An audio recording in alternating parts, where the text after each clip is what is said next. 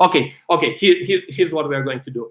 Please, everybody, I'm so sorry. Everybody who asked questions in the first live stream that I did, and I still haven't responded to them. Please put them back now in this live stream, because I don't know what happened. I cannot access the first live stream. Like it's gone. They don't show me the chat replay, and I don't understand why. So please, please repeat your questions. Okay, let's see. We would get a notification. Oh, okay. I'll tell them to turn notification on. Okay, they'll get a notification. Oh, okay. I didn't notice. Okay, good. Wonderful then. Wonderful. Okay, I wanted to know how the somebody's asking, Marco Klemmer. Thanks. I wanted to know how the preparations for Frankenstein are. The Dr. Frankenstein. Well, I kind of put on hold the preparations for that one, because there are too many things going on right now. Like I'm still working on promoting Be My Cat, you know, because it's constantly I hear like it pops up in a different. It goes known all of a sudden in a certain corner of the world, you know, in a certain country, and then I feel like, wow, that's so cool. And then I'm trying to interact with those people, you know, that talked about it and all that. So I'm still trying to do this as much as possible, as much as time allows me. At the same time, I have to edit We Put the Word to Sleep, and at the same time, there is something which I always call a secret project, you know, on my social media. I'm working on that as well. So right now, Dr. Frankenstein, which is supposed to be the third feature in this trilogy of Be My Cat, We Put the Word to Sleep, and Dr. Frankenstein, and that's a temporary title, you know. I'm not sure if that's going to be the final title. That's kind of on hold for now. Let's see, next. What is your message to the beginner filmmakers? The beginner filmmakers, my message to them. My message to them is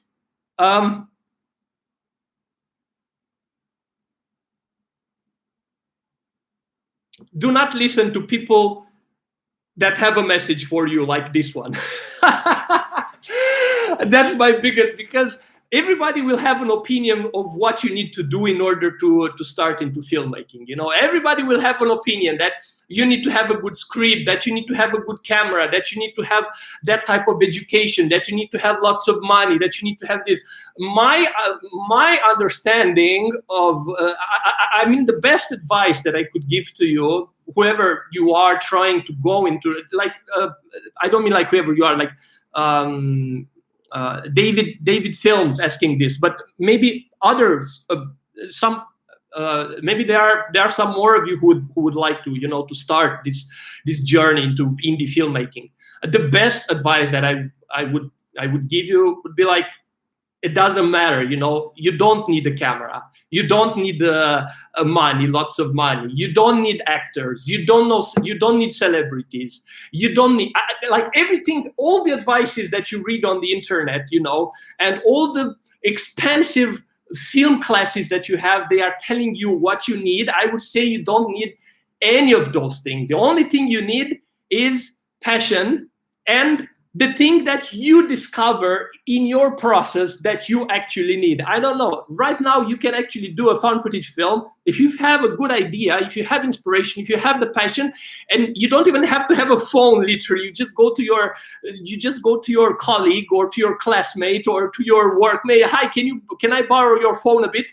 And you shoot for 2 hours with his phone, and you literally edit a found footage film of 2 minutes or 3 minutes, literally. You know, I don't like these limitations, you know. I don't like these things like, oh, all the things you need. This makes people afraid, you know. They are afraid. They are afraid to go to express their creativity. People can be intimidated, you know, by this big world of filmmaking, you know, with the huge cameras and lights and all these things. No, filmmaking is what you want to be. That's filmmaking. That's my philosophy. And I think I subscribe to post-cinema. I think people who subscribe to post-cinema, some of them think this way. Yeah, that's about filmmaking. Why Anne for Be My Cat? Yeah, thanks. Good question, Julie. Well, several reasons for this. First reason would be, okay, so my character in Be My Cat was inspired from a character that I played in a one-man show called The Monster. I played that one-man show in Romania. And that guy had some issues with cats. And when I saw that that one-man show is successful, and also a lot of other things happened in my life. It's a long story. I won't go into that. I decided to kind of adapt it into a movie. And I ended up not adapting the one-man show. I mean, not the story. The story is very different. But I kind of kept a lot of the elements in the psychology of my character in that one-man show. So that guy was obsessed with an actress. In the one-man show, it was a Romanian actress. And also, he had some problems with his sister's cat, something like that. So I wanted to keep those two elements, the obsession with an actress and the thing about cats. So I thought, okay, I need an internationally known celebrity, you know, so that everybody around the world would be able to empathize with the film. And I also need... and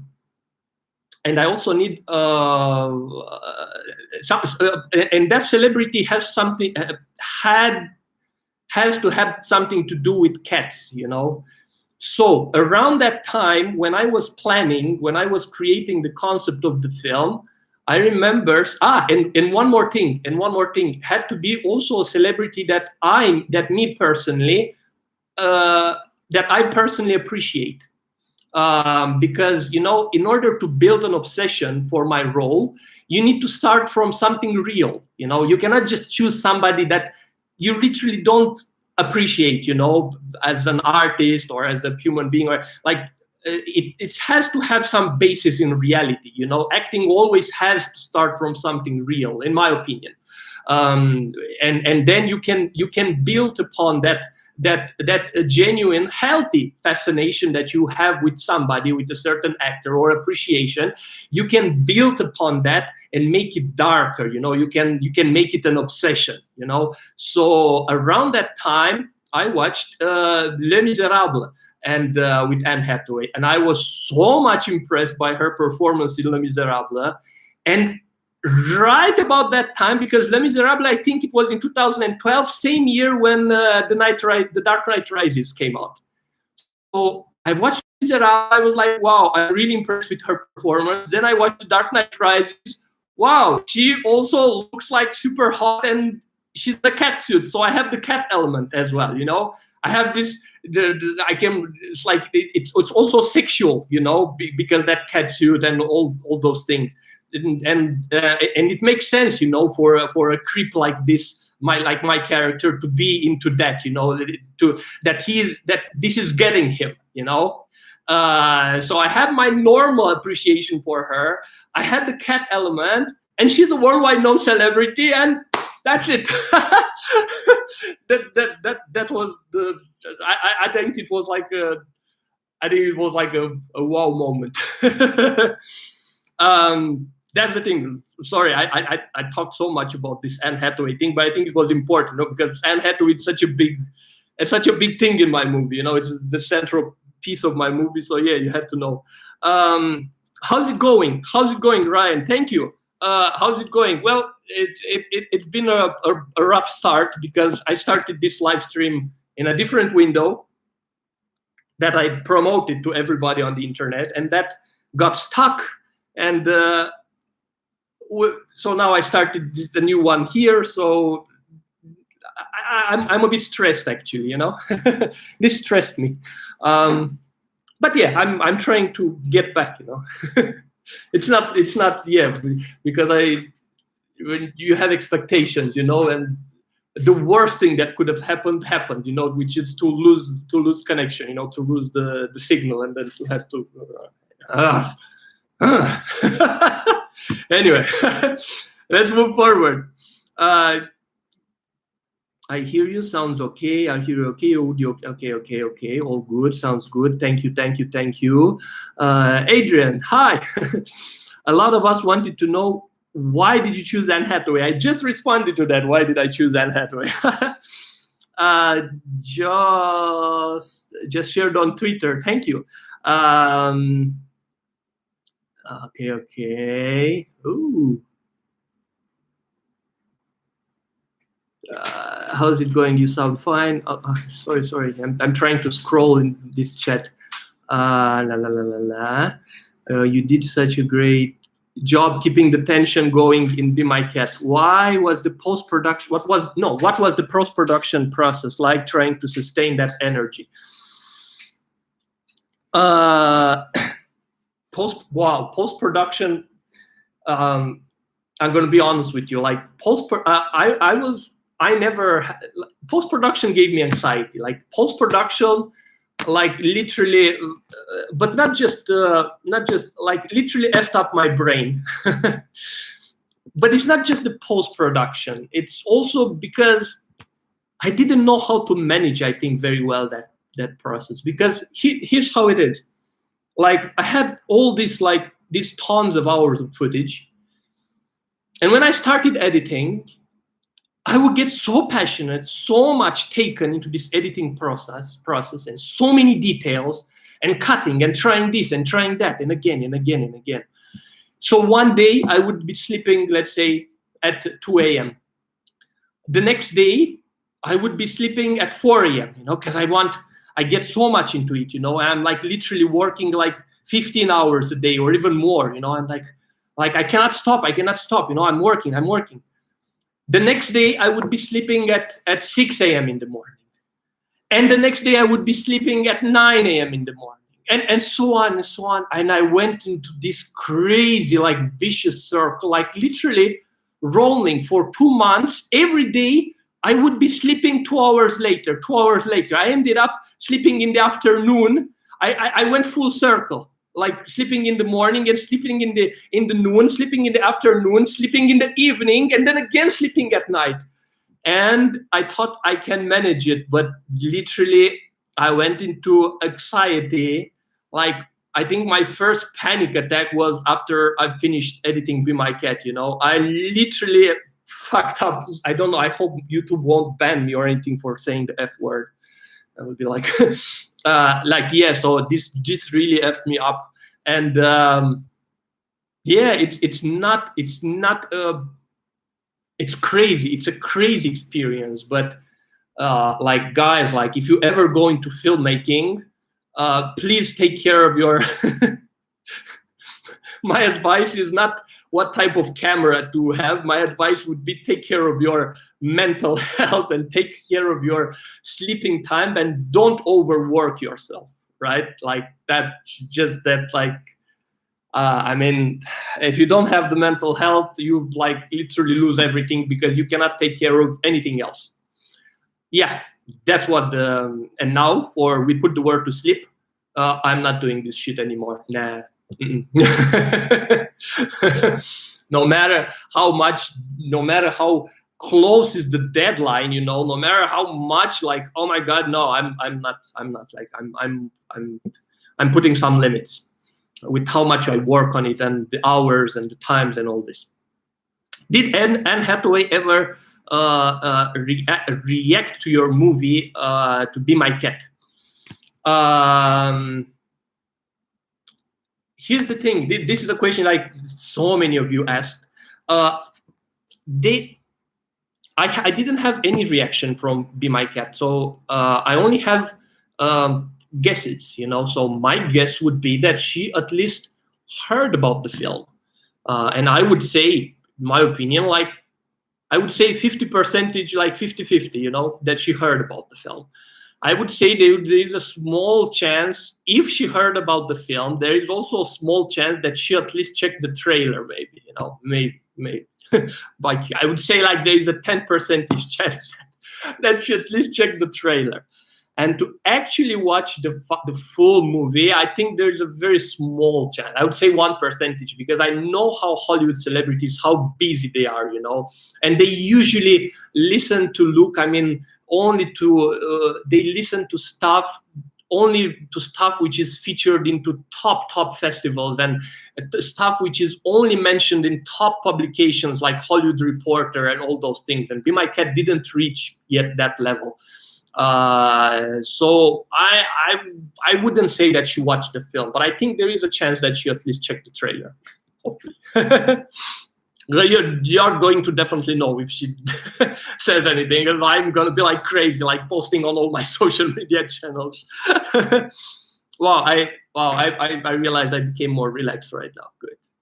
I was like so stressed in the beginning, you know, and with that damn technical problems.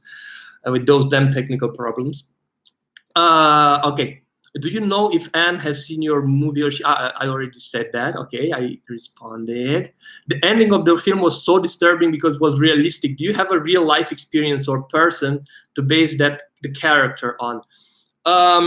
No, it's not based on a character. It's the role evolved kind of in over a period of 5 years, because first I played a crazy guy in a theater show at the end of my college, or at the end of my acting college, and then I adapted that monologue into a one-man show, into a full-length one-man show, which I played in theaters. And then the character in that one-man show inspired the movie Be My Cat. So it evolved starting from the end of college, starting from 2010, literally, starting from 2010 till 2000 oh no, that was 2009 even. Like literally a period of 5 years it evolved. But it's not inspired from reality. Yeah, I didn't have any real actual model. Was the dead cat on purpose? You sounded generally shocked. Probably you meant genuinely shocked. I'm not sure. Anyway, the thing about that thing was such a coincidence, you know. Like, no, that was not on purpose. That was it was kept on purpose in the film. Not sure though. Not sure if I did a good thing about that. I'm gonna tell you why.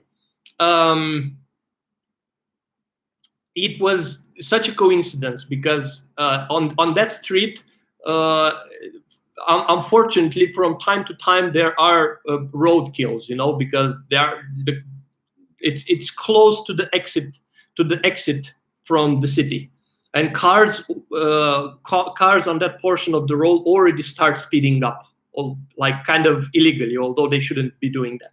They already start speeding up, and so many people have pets and cats, and they cross the street, and so many unfortunately get killed.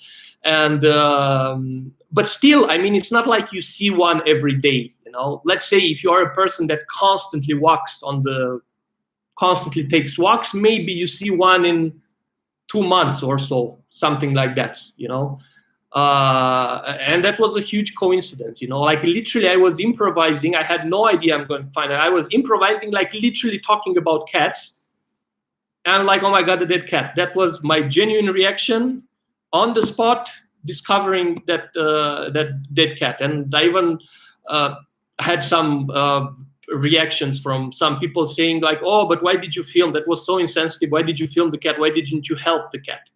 Well, because the cat was dead, or like maybe like, I don't know, living in a place where you see a lot of road kills, you know, you kind of know when the animal is dead and when it's not, you know. Like it was like literally like hard, like petrified, probably dead for some, I don't know, maybe a day or even more, I don't know. But yeah, I'm not so sure. And here's the thing: I'm not so sure if I did a good thing keeping that thing in the film, because look, for example, let's talk a little bit about Cannibal Holocaust. Back then in the 70s, he thought it would be okay to actually kill animals on camera for the movie, you know.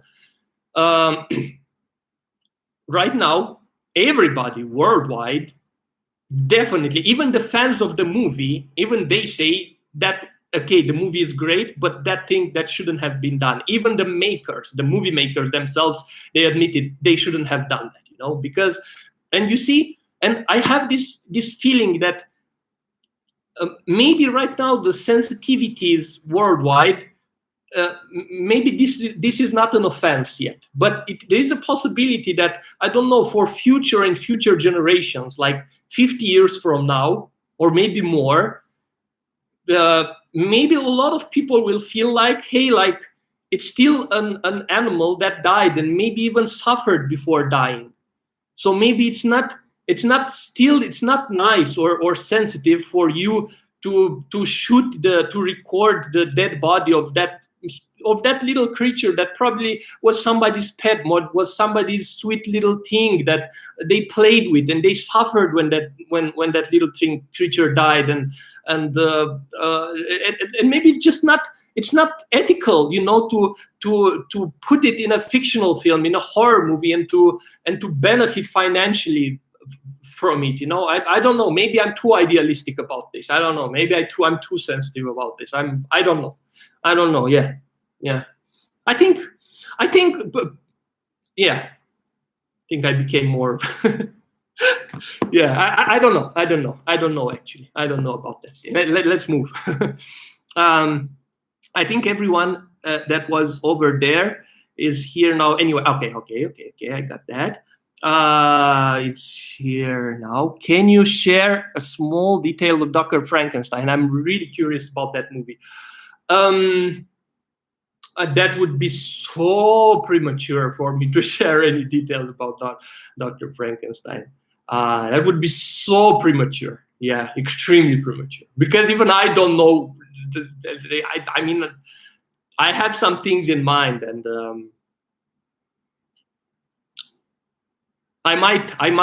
you might see in that movie my acting teacher in the role. That's a detail that I can share.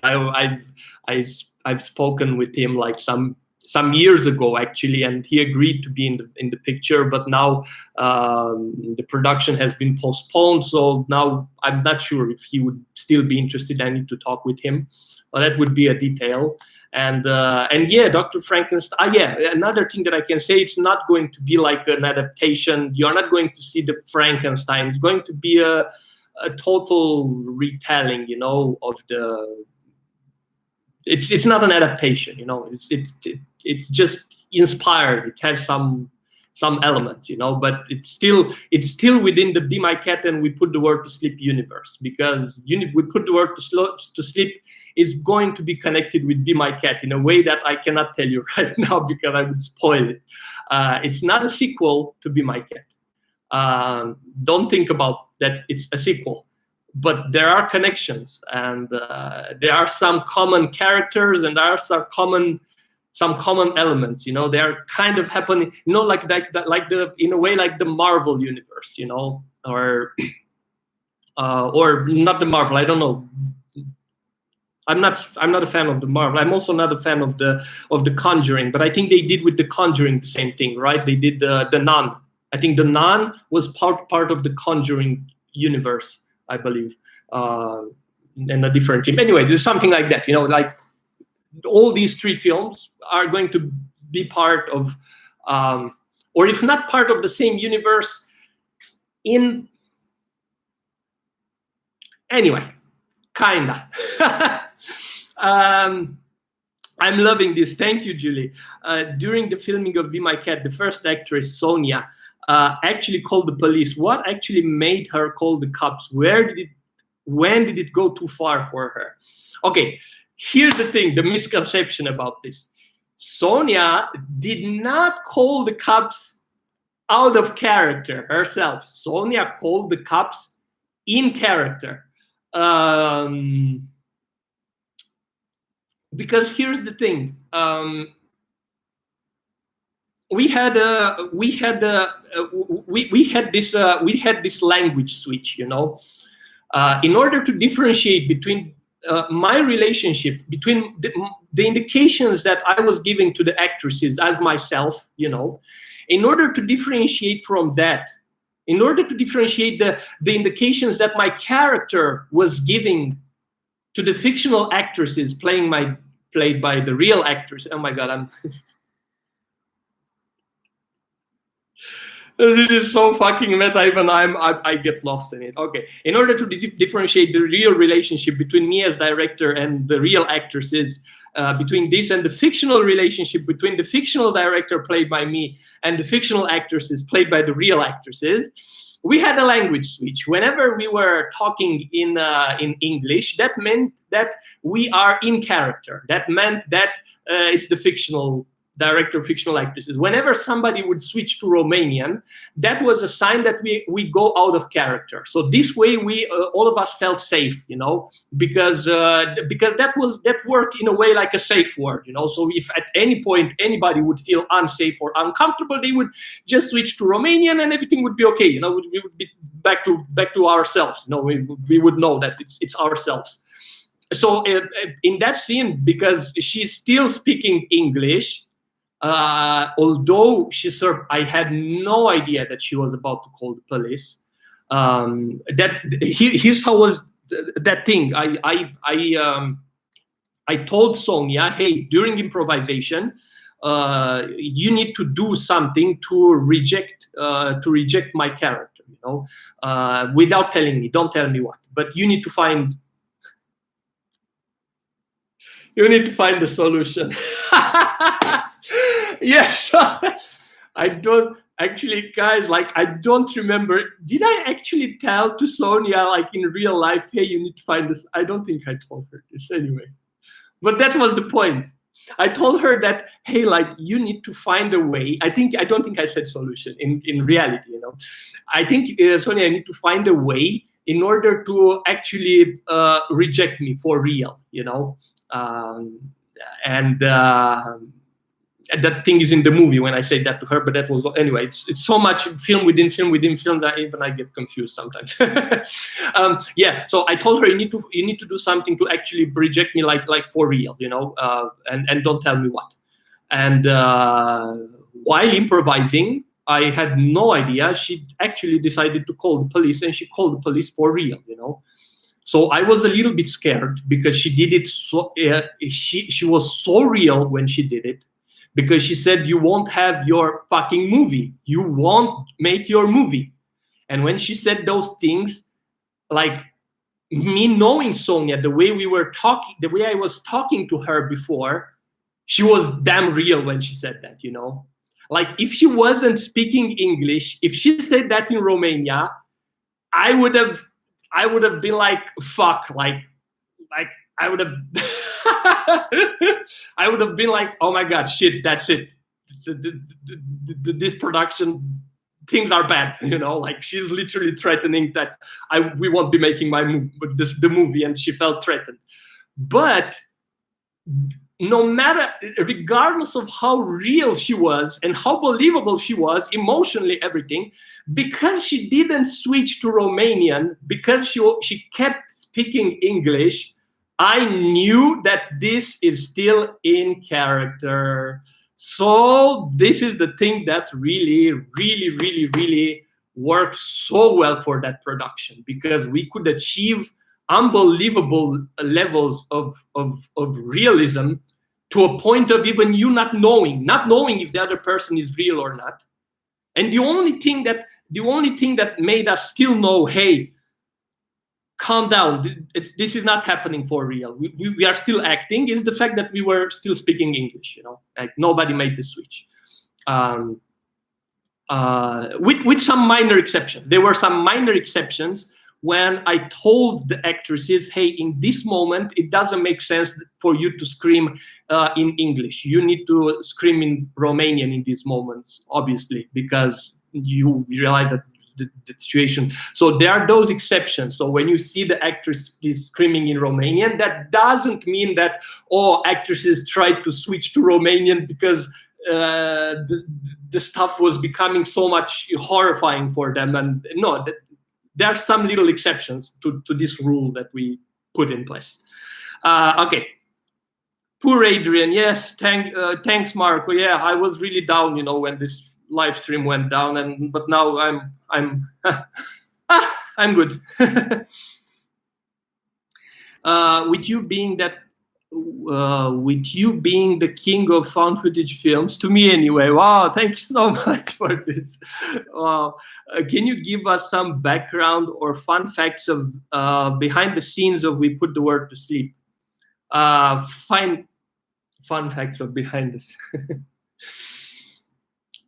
There are, so okay, if you want, I'm gonna try to think of a cool one, but in order to read even more cool stuff, you can go to the website, weputthewordtosleep.com, and you will see a lot of, like, literally a ton of updates and a lot of cool stuff and production insights. And also on my Patreon account, where I publish more private stuff, things that I cannot share publicly, more like things that would spoil stuff, or things that are more like for the team, you know. Those things I only publish them to my Patreon supporters. But what I can share publicly now, let me think. What is one crazy stuff about We Put? Yeah, this is one crazy stuff about We Put the Word to Sleep. So I really tried to push improvisational filmmaking to extremes. Like, if Be My Cat, I said in the other chat, if Be My Cat was like 30, like 50%, like 50-50 improvised, 50% planned, 50% improvised. And we Put the Word to Sleep, I thought of doing it like 25% only planned and like 75% improvised. I really wanted to push things to extreme, because let's say Be My Cat had a bigger structure still, and the improvisation was the dialogue. We didn't have the dialogue, so we had a lot of plot points, so we had to hit those plot points. But we Put the Word to Sleep, you know, I did something like really like damn crazy. I really thought, you know what if we don't even have those plot points? What if we have just a general idea and we just start shooting and see where this will go us, literally. See where, being character, go into the character and try to move forward, recording everything. See where this thing will lead us, literally. Like I just, as somebody was saying, I don't know, somebody said like, oh, you really have the balls to do that. I don't know, but maybe I'm just, I don't know, maybe I'm just, I don't know, irresponsible. I don't know, but I felt like I really need to try this, you know. I need to push to extremes the improvisational cinema. And this led to some crazy stuff that I went in character. We were shooting like a couple of years ago. Actually, not a year ago. We were shooting, We Put the Word to Sleep in character, going. Everything was okay. Like in terms of narrative, progression, our character, everything was going, everything was realistic, everything was in touch with our character's goals, everything was okay. And at some point I realized that the path that we were on was not in touch with the found footage concept. It couldn't be shot found footage anymore. I didn't do any mistake character-wise. I didn't do any mistake directing-wise. I didn't do any mistake acting-wise. I didn't do any mistake narrative-wise. We were doing the right stuff. Things were moving in the right direction. But they just happened to evolve in a direction which I couldn't anticipate, which was not anymore in touch with the found footage concept. And I couldn't just all of a sudden shoot traditionally, because I don't have the budget for that, and the lights and the cameras and the microphones. There was no such thing, you know, like, fuck, what am I going to do now? So I still managed to move to a certain point. And then the pandemic came. And then looking back at all the footage, I realized, hey, like, I'm not happy with editing that footage that I have. I'm not happy with making that with making that a film. I need more. I need more powerful stuff, you know. So I had to again work a little bit on the concept, again go in character. I was inspired by a lot of other stuff, new things that happened, and I found such a cool way of moving forward. And we restarted shootings like I think a month ago, and the stuff that we shot this month, actually in June, oh my God, is it May and June or just June? Anyway, like kind of a couple of months ago. The stuff we shot now, like in the second part, oh my God, this is like la creme de la creme. Really crazy and really creepy. And I don't know. I don't want to give out. I don't want to give out too much. I don't want to give out too much. You will see. You will see. And one more thing. While shooting this new stuff, you will say, oh my God, you're crazy. I am, man. While shooting this new stuff, at some point, at the peak of one of the scenes, again, the same stuff happened. I realized that the way things progressed, I didn't feel anymore the need to talk to the camera. There was no need anymore to shoot. Again, the shit wasn't in touch with the found footage concept anymore. And I couldn't end it. It's not like in Be My Cat that you can end it. No, there was still lots of heavy shit that I had to shoot. And I couldn't. So guess what? Again, I need to shoot even more stuff while editing the film. For the editing of the movie, I need to shoot even more crazy stuff. So anyway, guys, like, we put the world to sleep. I don't know. This is madness. I'm not doing this again. I'm just telling you. I'm not doing this type of film again. This is like total madness. Total. My next movie, Dr. Frankenstein, is going to be like 75% is scripted, arranged, nice, everything, and only 25% is improvised. And it's crazy. It's crazy. We will see. We will see what happens with We Put the World to Sleep. Like I'm really excited. I think this might end up to be the craziest thing that I ever did in my life. Might, or for sure. And there is one scene in We Put the World to Sleep, which is like, can't tell you, it's crazy. Okay. You will see.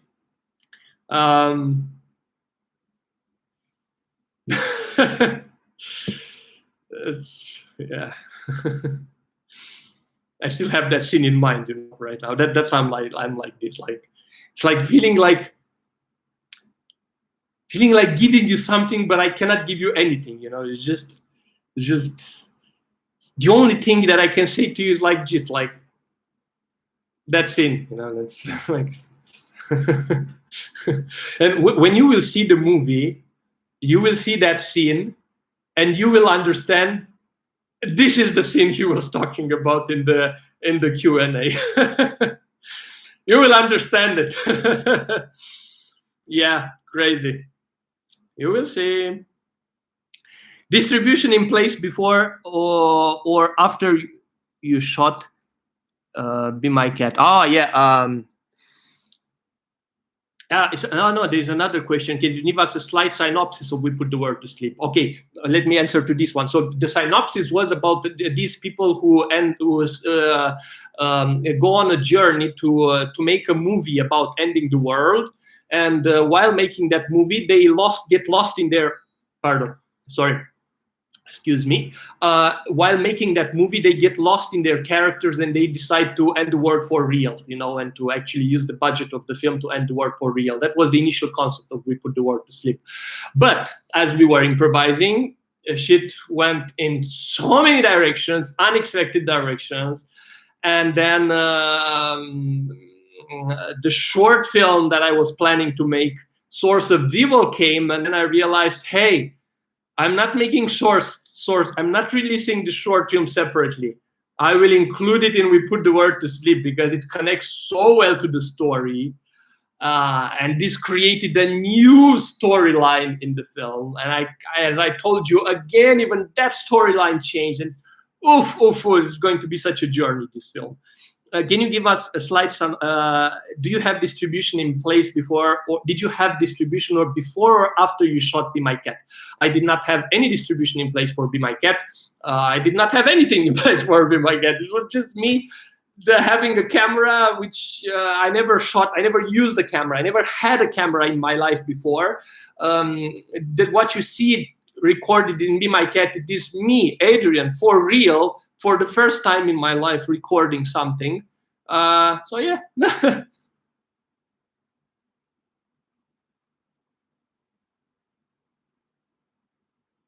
Trying to understand if this microphone is taking the sound of the laptop's microphone. I don't know. Anyway, doesn't matter. Yeah. So yeah, I didn't have anything in place. You know, it was just a guy going for his dream, making a movie, sending it to festivals, and then working his ass off to promote it, like everything, doing by myself. Now, thanks God, like I don't have to do anything by myself. Like literally, thanks to you. Thank you so much for all the support that you've given me. Like talking constantly on Be My Cat, posting, telling to your friends. Like to be honest, initially there are some people in the found footage group, by the way. I saw one, actually not some people, I saw one comment, one or at most two comments. And because when there was at some point a positive comment, somebody saying, wow, Adrian's such a cool guy. And I commented and I said, wow, thank you so much for this. And somebody else commented and said, he's not such a cool guy. He was like promoting like crazy his film initiative. I was like, yeah, I actually did that. Because in the beginning, you don't have the fans. You don't have the people. So I did that. Sorry, I did spam groups like crazy, you know, just going in Facebook groups. Guys, I did this film. That's how I started, you know. I did self-promotion, you know, like now it's like so cool. It took steam, you know. So many people love it, and so many people understood and realized that, hey, this is such an indie guy, and it's such an indie film, and if we don't talk about it, this film is going to die. And I'm like, and people feel like, and we don't want this film to die. I need to fight for it. And I'm so grateful. Like, wow, like literally sending all my love to you, to all of you listening to me now, the ones who are going to listen to this video later. Like all my love to you for all the support that you've given, and the festivals and the podcasts and also a lot of popular YouTubers who talked about it, and all the reviews that it got. Like, wow, it's growing. Like literally every month, with every passing month, more people learn about it, which is like really, really, really incredible for me. Trilogy, I see. Okay, priority have to be chosen. I understand that. Thank you for answering my question. You're welcome. You said Be My Cat was unscripted. What about the last scene? Did you both improvise? Did the last actress come up with the idea of how to survive by telling you to go and get Anne? Okay, I don't remember exactly the details, but I think I told Sonia, not Sonia, sorry, I told Alexandra, hey, I told her, hey, you need to convince me that. I told her this, you know, that's your way of escape. Your only way of escaping from that situation is to make me feel that, like you're on my side, is to make me feel that you understand me, you know. And I told her, hey, your goal is you need to convince me that what I actually want is not to make a film with Anne Hathaway. You need to convince me that what I actually want is to be with Anne Hathaway, to be her man, to be her husband, to be her lover. And that the movie making thing is just It's just me being just me being a coward and not having the guts to go for what I really want. You need to convince me of that. You know, that's what I told Alexandra. So, and then the way that she chose to do that was her choice. That was her improvisation. And you can understand from this the type of improvisation that I work with. You know, it's not this chaotic improvisation. I'll just improvise. You know, I give very specific goals to the actors. You need to convince me to do that, or the way I give Sonia. Oh, you need to reject me for real. You need to do something that definitely like. Or the way I told Alexandra, I just told, you know, like always working goal related, you know, always giving the actor a certain goal. And because my vision is, hey, first I'm thinking, okay, what do I want to have, you know, what do I want to have kind of in terms of concept, where do I need to go, you know? And then I'm thinking, okay, what goal should I give to the actor in order for the improvisation to move in the direction that I want it to move, you know? So instead of telling the actor, hey, I want you to say this, to go there and do that, and that would be fake, you know, because in reality, everything is a discovery, you know, the conversations, the conflicts in real life, everything we go through it's a discovery. We never know what's going to happen. So when you tell the actor, oh, this is what's going to happen, their performance cannot be 100% is genuine and authentic and look real. No, it will look a little bit even if the actor is a genius actor, it will still look a bit acted, you know. And maybe for a traditionally shot film, you can have that. But for a found footage film, you cannot have that. You cannot have you cannot have the slightest fakeness, you know, or acting feeling. So because of that, I work a lot of the times I work goal-based, you know. I'm not telling the actors what I want to happen in the movie, what I want them to say. I tell them the goals. Hey, you need to convince me in character, of course, to do that, or you need to convince your acting partner to do that. And then I tell to the other actor, hey, you need to convince your actor to do that, you know. And sometimes there is a conflict between their goals. And based on the goals that I give them, I kind of have a feeling of where the improvisation will go. But I cannot know exactly in detail what will happen, but based on the goals that I give them, and also based on the psychology of their characters, which I already worked on in advance in discussions with them, you know, because it's not just the goal, you know, because it's not just Alexandra trying to convince me, I don't know, it's just her in her character, with the psychology of her character trying to convince me. So it's a lot of psychological work, you know, a lot of psychological work months in advance, in a way. So with all this psychological work, I need to make sure that the improvisation, although it's improvisation, although it's a discovery, you know, it's an adventure. You never know what will happen. I still need to make sure that it will go in a direction that would satisfy me creatively. So kind of that's my method. Do you think you will hire a video editor to help you with your films? A video, I cannot. You know what? Here's why I cannot do that. I shoot tons. My method is shooting tons of hours of footage, improv style, and then at the end, I look at all the footage that I shot, kind of like a documentary filmmaker would look. You know, like imagine a documentary filmmaker. He's shooting a lot of happenings, you know, in this world, whatever, or their subject. And then again, they look at the end, there's this method of documentation. They look and they try to put together a story from all the footage they have, you know, or even archive footage, okay? So, yeah, but actually the archive is even a better example. Now, imagine a documentary filmmaker just taking, just all of a sudden wanting to do a documentary using a lot of tons of archive footage, you know, and they have 2 hours of archive footage. They need to see through that footage, and they decide upon the story of the film based on what footage they find, you know. The same thing I do. I shoot tons of hours of footage, and then I find the footage it's found footage. So funny.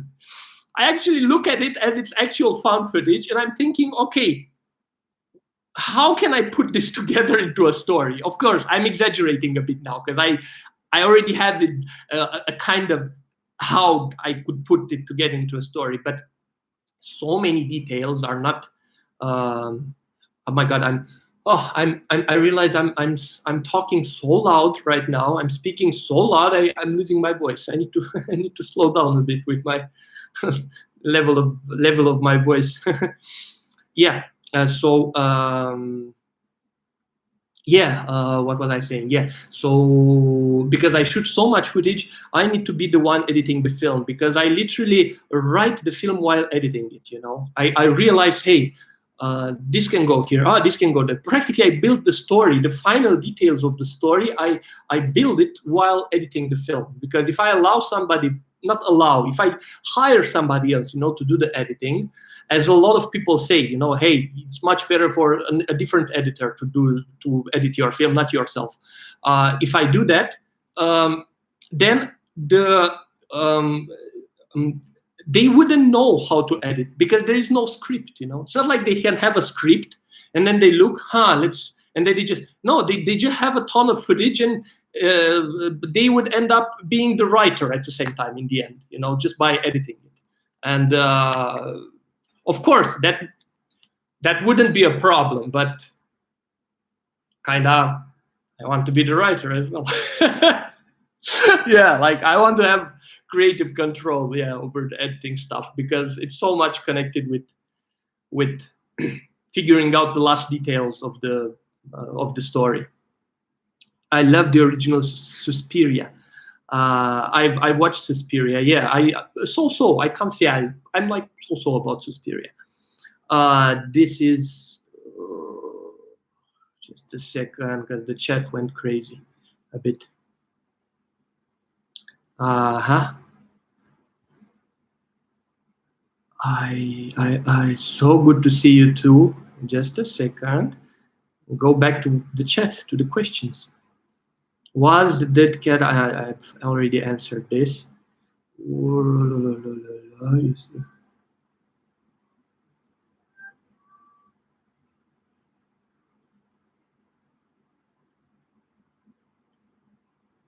What would you say is your favorite or biggest influence of the found footage genre? Okay, is your favorite or the biggest influence is definitely the Blair Witch Project. And I wrote, you can go to my website, there is a found footage manifesto that I wrote. I wrote it in 2012. And I even used that as a basis as a theoretical basis for what is found footage and all the rules. And that's the movie that definitely influenced, and not necessarily as a story, but the way they worked on it influenced me so much, influenced my filmmaking method. And my favorite, I would say, it's Exhibit A. You know, it's such a powerful drama. You know, it's a found footage. I wouldn't call it horror, though it's being has been included in a lot of horror lists. I would call it like a thriller, like a drama thriller. It's so intense, so powerful. I definitely recommend you Exhibit A from 2007.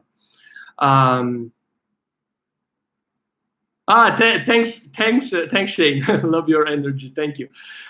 Did you have to license Anne Hathaway's name for the film?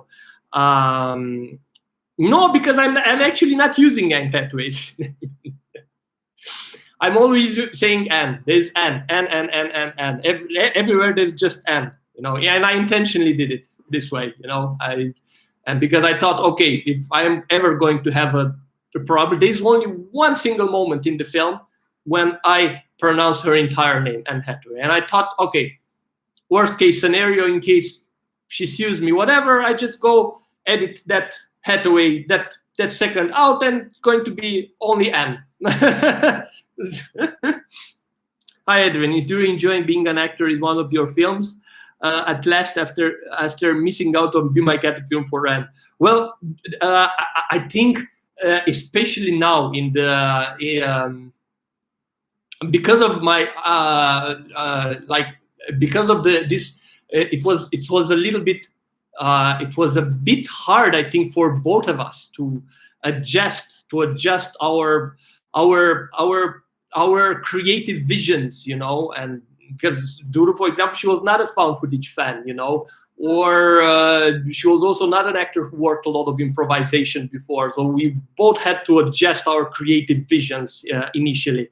But now, in the second phase of shooting, we put the work to sleep. The thing we shot in June, wow, like there were some moments I felt so proud of what happened, with her acting, the directions she went to. Just a second. Just a second. Sorry, just a second.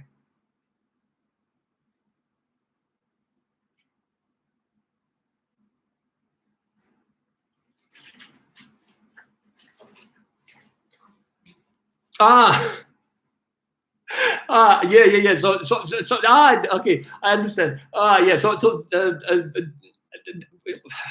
Okay. It's not like she missed on Be My Cat. Like we were not together, when we did Be My Cat.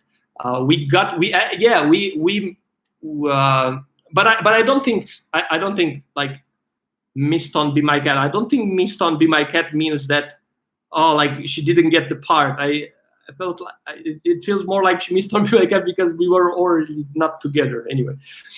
Yes, we met actually in a festival. I think thanks to Be My Cat, I was invited in a jury in a film festival in Istanbul and in Turkey, and that's where we met. She was in the team of that festival. Okay, so yeah, but and like this last June, like really like she had some acting moments that were really like I was like, wow. At some point, she took the charge. I can't say why this happened. You will see in the movie, I was like, wow. Like she's really going into it. Did you have to license? Okay, no.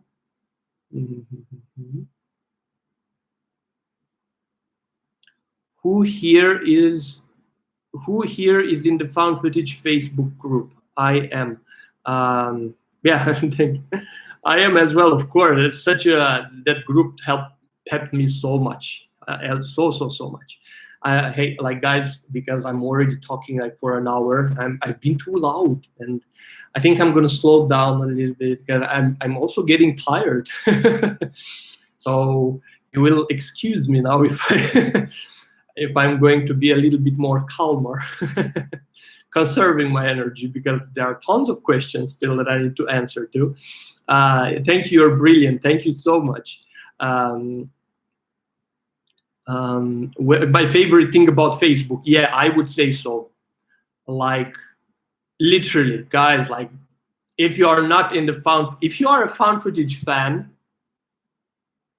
you need, even if you hate Facebook, you make a damn Facebook account and join the found footage movie group. That's how it's called. There are multiple groups, but there's only one which is super. The other ones are okay as well. It's not like they are bad or anything, but this one is like tons of found footage fans, and they are so active and so well. It's growing so fast. Found footage movie group, and such a community. There are no spam, very well. And by the way, I'm gonna be there because right now I think it has 41,000 members. Be in that group because I'm gonna make a little surprise for the members of the group when the group reaches 50,000. I'm planning that. It's not like a big deal. It's a little thing. I think it will be cool. Yeah. Stephanie from the Facebook group. Hi, Stephanie. How did the actresses manage to stick to the plot? I could sense the confusion within them, and I remember reading that you just told them that you speak English is part of the movie. Yeah, I don't think they were confused. They had specific goals in mind. I mean, if they look confused at some point, that confusion came from the character, you know, because I think them being in character were confused and didn't know how to solve, how to find the solution, you know, to the bully director that I was to them, you know, or in the last scene, you know, the psycho guy. So I think that's a genuine, like, try to find your way. I don't think they were, because I gave them very specific goals, you know, like they knew exactly what they are after.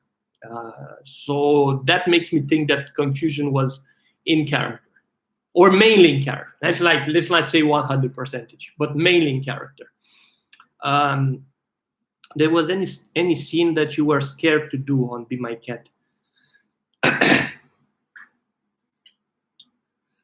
There was no scene that I was scared to do, but there was a scene in Be My Cat. Can you can anybody confirm to me? I'm literally, I think I'm losing my voice here. I've been too loud. I don't know. Can anybody confirm, please, to me in the chat if, for example, if I speak on this level, because I've been speaking a bit too loud for the laptop internal microphone to work, because I couldn't use I had a professional microphone separate, but because that totally didn't work, that live stream. So when I speak on this level, do you hear me? Like this level? This level. Do you hear me on this level? Okay, good. If anything is bad, just tell me, please. Warn me that. Oh, okay, good. Thank you so much. Oh, perfect, wonderful. Okay, good. Because I'm it's good. Then it means I can speak a little bit lower and still be heard. Let me go to the last question.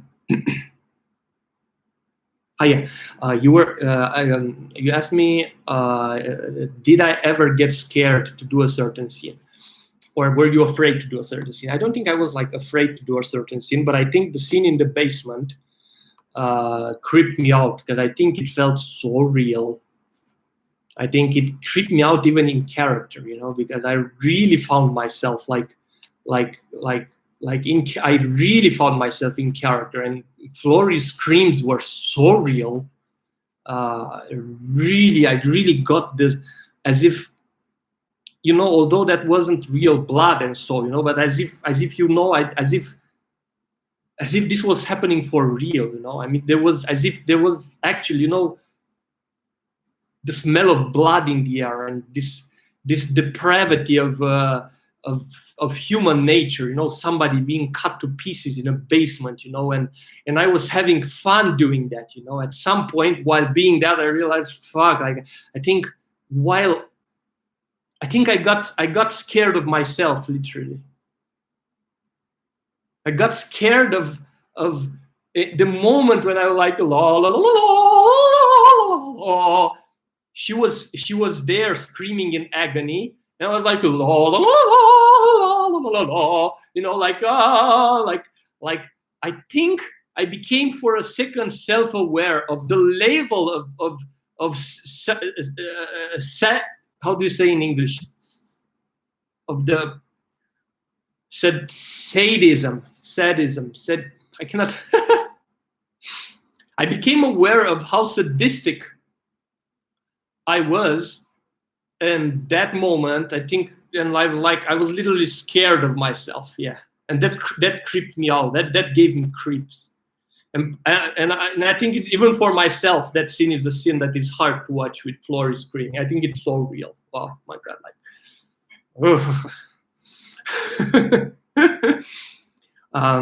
And by the way, I'm not saying this.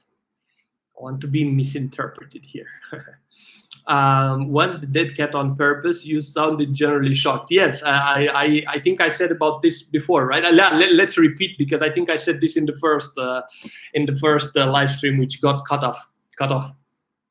The thing with the cat was such a coincidence. Like, literally, I was oh no, did I say it in this video? Thing with the cat? Yes, I said it in this video. Yes. I mentioned it. Okay. I don't have to mention it again. I forgot if I said it here or in the other video. Okay. So can you just a second?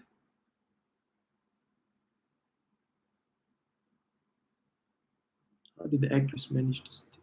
Okay.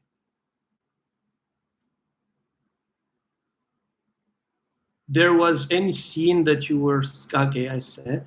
Tara Louise Sanders. Hi, Tara, from the Facebook group. We need to have a chat about this afterwards, lol. What are you talking about? Yeah, I don't know. Yeah, probably you said that when I was saying a lot of some crazy stuff. Catherine Johnson for the group. Hi, Catherine. Hi, Catherine. Hi. My 6-year-old says hello. Hi there. Say I said hi if it's not yet here, if he went away or went to sleep or anything. I greatly appreciate that you. No, actually no, he couldn't go to sleep because you are in the US. It's daytime for you. I greatly appreciate that you are reaching out to the fans. This is an amazing opportunity. Thank you very much, and thank you so much as well. Thank you. Do you have a favorite director? Favorite director?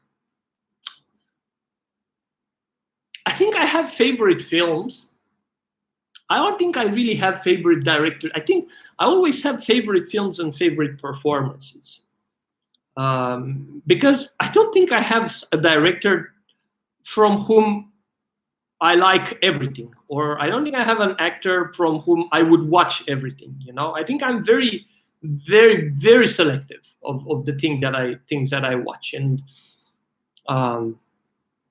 maybe let's say definitely Stanley Kubrick was a huge influence overall for me, not with found footage or anything like that. He thanks to 2001 A Space Odyssey, I had my artistic revelation, like literally, because before I was passionate about physics and I was into science, I was not into art.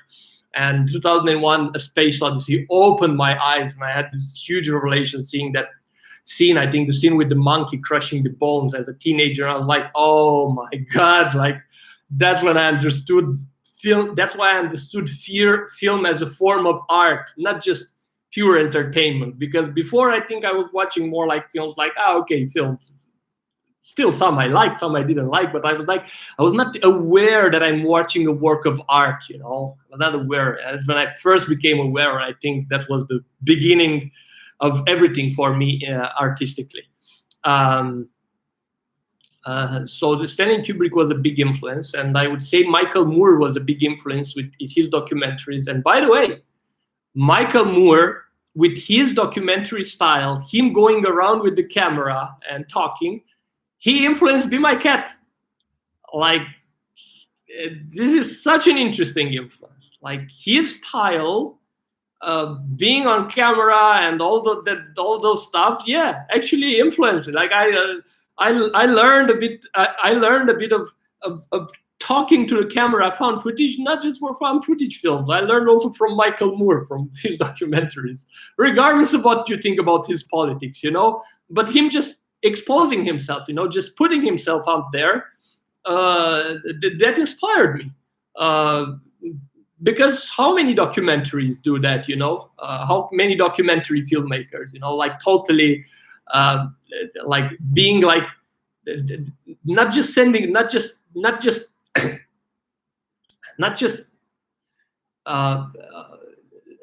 putting their message forward, also them totally being like these funny people, like because he's self-aware that he's funny in all his films, and yeah. I think that inspired me.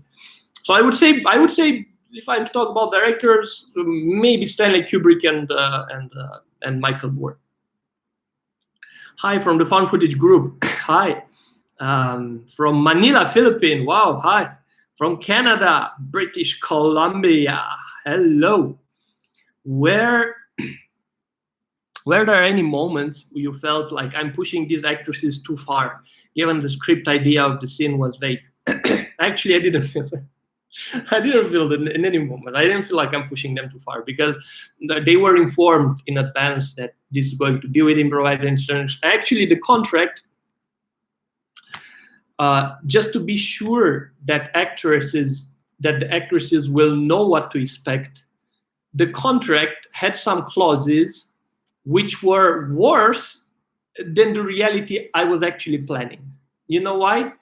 Just in case I wanted it. Because I thought, hey, let's put like the worst case scenario in the contract, because I won't go there, but let's put it in the contract to have actors who are still okay with that, you know, with the worst case scenario. And I will tell you, don't worry, it's not like them being killed or tortured or anything. I am not about that. So just to make sure that even 25% of, if I even go to 25% of that, there won't be any problems, you know, during improvisation. So there was a clause in the contract that was saying that the actors understand and agree that they might be subjected to psychological discomfort. And I'm not so sure. I think also possibly, I think it was mentioned, the concept was also mentioned, like possible physical discomfort. This was mentioned in the contract. And of course, this can be scary, psychological discomfort and possible physical discomfort. Okay, but I understand this. Maybe this for, I don't know, if somebody would make a movie in America, this would be creepier, you know, for actors wouldn't dare to join such a production and such a creepy thing. But the situation in Romania was different back then. Like, it was just the moment when Facebook was like catching steam in Romania, and we were like all like the acting community is much smaller, let's say, from the one in the US or in Canada or UK. It's much smaller, so we were all adding each other on Facebook. So we all kind of knew each other. Oh, this is an actor. We all kind of felt like a community, and I was an actor, you know, and we kind of you didn't feel that, oh, this is a weirdo who is going to oh my God, what if this is a weirdo who is going to abuse me or do something crazy or something like that. It felt, this is, okay, he's studying with that acting teacher. Oh, I know that acting teacher. Oh, he's doing acting in that school. Oh, I have a friend in that school. You know, so everything felt very close. I think the actresses, there wasn't any environment in which the actresses could feel like, oh my God, something bad could happen. You know, there wasn't anything like that. And on top of that, you know, like they were in the, we were used to, anyway, long story with acting in theater, acting and indie theater. I'm not going into that. Let's move, because there are still lots of questions here. I thought it was the scene where you asked the scene where you asked the first actress to keep you at a certain distance without running. What would have been a solution? I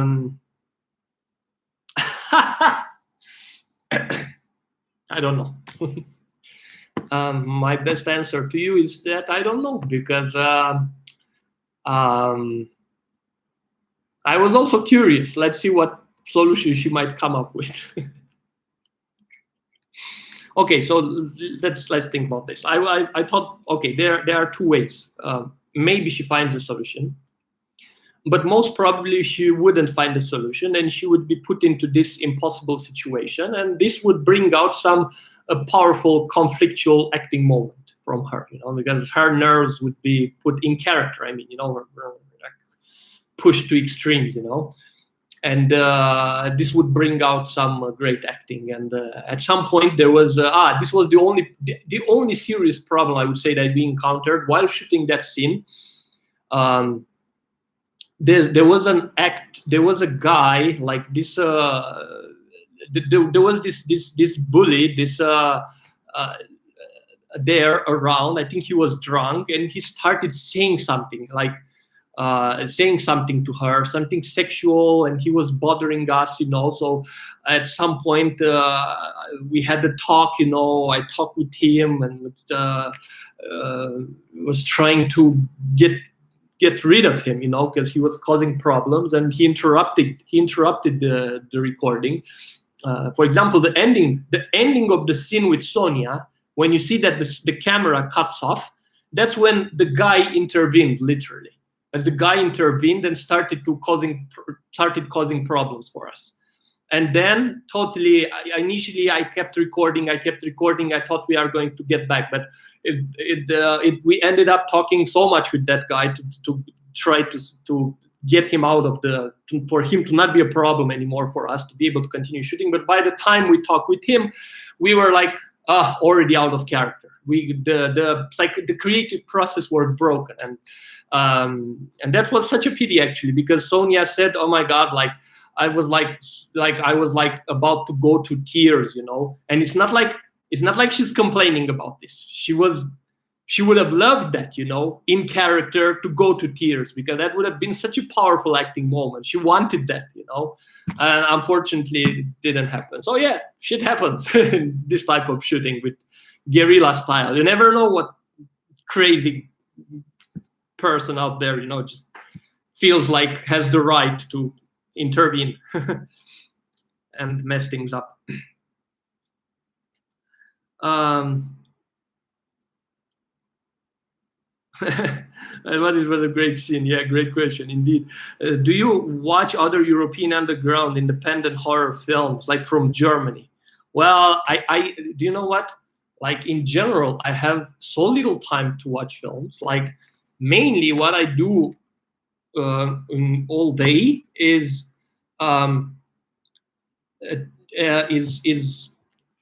still working on Be My Cat, as I told you, because constantly, every day, something new pops up about Be My Cat. Somebody says something on Twitter, on Facebook, something, and I want to engage. I always want to engage. This takes a lot of my time, and then there is the editing of we put the work to sleep, and then there is the secret project. Nobody asked me yet about that, and even if you ask, I won't be able to tell you much about it. There's that secret project in development, and I barely find the time to watch new films, and that's a problem, actually. At some point, I mean, I won't be able to do this forever. Like, I don't know. I think some months ago, there were like, let's say, a couple of comments every day in found footage groups or in Twitter about Be My Cat. Now, there are not a couple. There are like sometimes tons of comments. And the bigger this gets, the more comments there are. And at some point, I will have to be, hey, like, I can't answer. I simply can't answer to all the comments. So I will have to just put the hearts, hearts and loves and all these things. So just know, if I do that, that doesn't mean that, oh, Adrian became more distant, doesn't want to interact with us. That means like literally, physically, I don't have the damn time anymore, like to do it, So that time will come, I think. Yeah. I want it to come. At the same time, I don't want it. I don't want it to come because I really love interacting with you all, and I really love answering to every question separately and to every comment separately. Oh my God, we are 1 hour and a half. Like, but anyway, we can go on to 2 hours. I think, yeah, we can do that. How much does budget or access to prof sets influence your project? Any ideas you couldn't do for that reason? In Be My Cat, I had a problem with blood. I couldn't find fake blood for a good price, so I improvised the blood, and somehow I didn't get it very right in terms of color and everything. Also in that scene in the basement, where the blood is seen from the other side of the window, when the blood is, because the blood is lit from the other side of the curtain. practically the light comes through the curtain, practically through the blood and to us.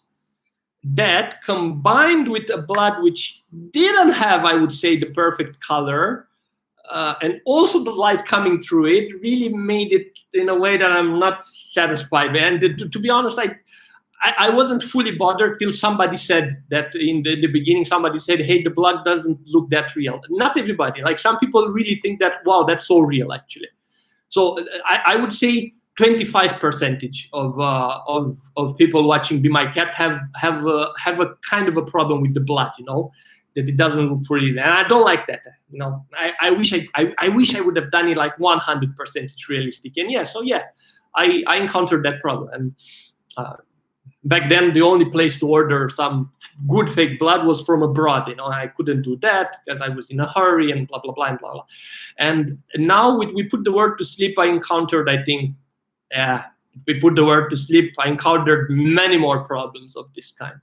And this put the word to sleep had a much bigger concept, you know, and yeah, here I would have used a bigger budget, but I think I solved it quite well, I hope.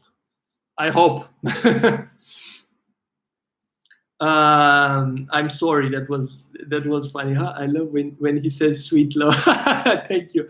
Love it when he says be my cat. Thank you. Did I help the cat? No, the cat was dead. Have you ever used crowdfunding to help fund your work? If so, how did you do that? Yes. I am right now using crowdfunding to fund my work, by the way. I have a Patreon page where people can support my work on Patreon. And they get all types of rewards, like you get from exclusive production insights, like things that I don't share publicly, you know, things that I only share with the cast and crew. Behind the scenes, you know, exclusive behind the scenes, and thanks credits, producer credits. Even you watch the movie before it's being released and even contribute to the final version of my movie. Like, I'm offering all types of cool stuff, I think, you know, that somebody would love to have, somebody that appreciates my films. And for donations, you know, so my supporters on Patreon are so important right now. You know, it's not much right now. I have like $150 every month. You know, I would have to have like 500 or 1,000 in order to really be able to cover all my expenses with the developing and everything. Because here's the thing: when I do a film, when I actually produce it, then I launch a crowdfunding campaign specifically for the production of the film. But there is also, because of the way I work on films, you know, I live in character for such a long period of time. There's this huge development time, you know, sometimes months, sometimes a year, like. And during all this time, I cannot have like a regular full-time job in order to support myself. And I cannot have that and at the same time living character, and at the same time respond to all the fans from Be My Cat, and at the same time work on my next project. It's a ton of work, you know. And I don't know, like, look here, the people that manage to have jobs and still work on their dreams, like, hats off to you. Like, you, I don't know, I think you are superhuman. Honestly, I think these people are. I'm not superhuman. I'm telling you, I can't do that. Like, I wouldn't. If I had a full-time job and I would be coming home tired from work, it's like, when it's like it totally takes my focus away, you know. I need to every day I need to have some time to think in character. I need to have some time to plan, and to have some time to this, and to have some time to connect with fans.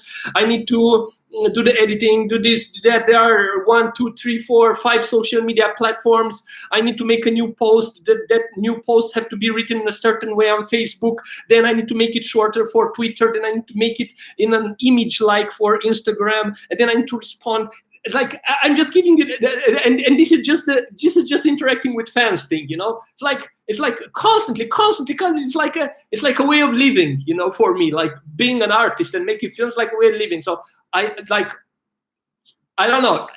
I'm telling you, like if you see somebody that has jobs or even 2 jobs and still working on their dreams, guys, like literally like go and support that guy or that woman, that man or that woman or that girl or whatever, or that boy. Don't support me. Like I don't know how they do that. You know, like I can't do that. I don't know. Like it's just crazy. And but maybe because of the way they work, I'm thinking. Yeah. Because if you work traditionally, you know, if you work like more like traditional filmmaking, you know, you don't have to do everything by maybe that's how they do it. Yeah. They work more like traditionally, more like having a team, you know, like instead of them doing everything, producing, acting, living in character, social media, marketing, all the projects at the same time. I thought I heard something. So instead of they kind of go and have a team, probably. Not probably, that's what they do. That's what I need to do. Yeah, I think, you know what? I started doing Be My Cat. You know, after acting, after studying acting school, you know, I was constantly trying to get noticed by directors, to be given roles, to be given something.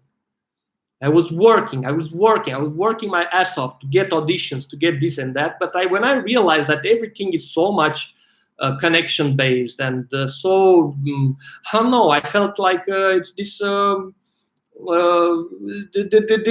It's just who you know. I felt like no matter how talented I am and no matter how much I put my effort out there, unless I have some connections, unless I know somebody, you know, I won't be able to be given an opportunity. And at some point, I got upset and frustrated with waiting for opportunities. And I decided, hey, you know what? Fuck it. In this life, I'm going to make my own opportunities. I'm going to make my own film. And I'm not going to wait anymore for opportunity, for somebody to give me a role in a film. I'm going to make my film. I'm going to direct it. I'm going to produce it. I'm going to finance it. I'm going to have the money. I'm going to do this. I'm going to do that. You know, because I had lots of. I'm getting a little. This is a bit of a rant.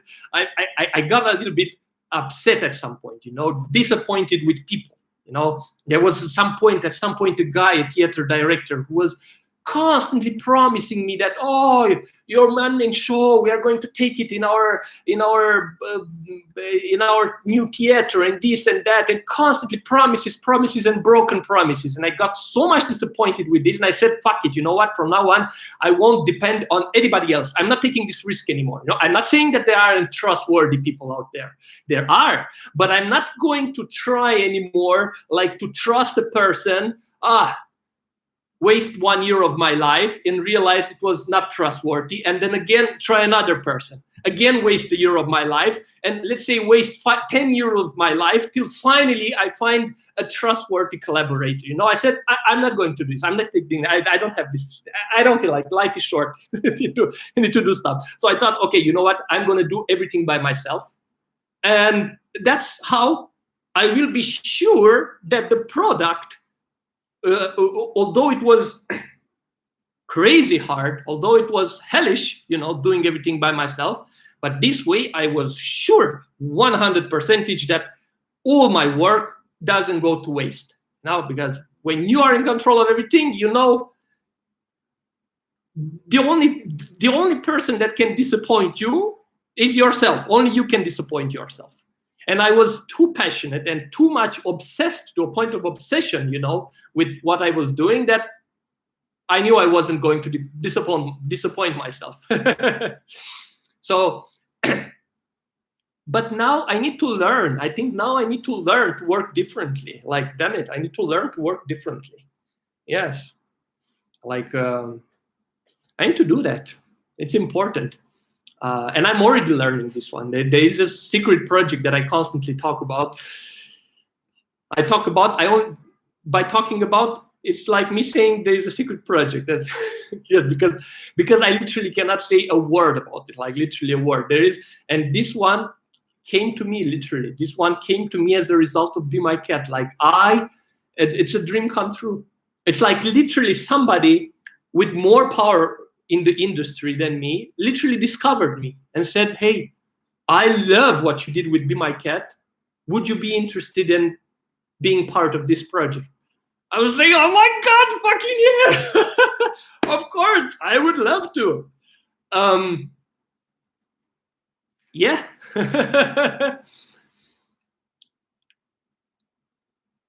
Oh, sorry. I got lost in my enthusiasm for this project. I got lost in my thoughts for a moment. Yeah. So I'm learning. I'm also learning to be with a team now, to work with a team. But when we put the work to sleep, I'm still going with my old habit of doing everything by myself.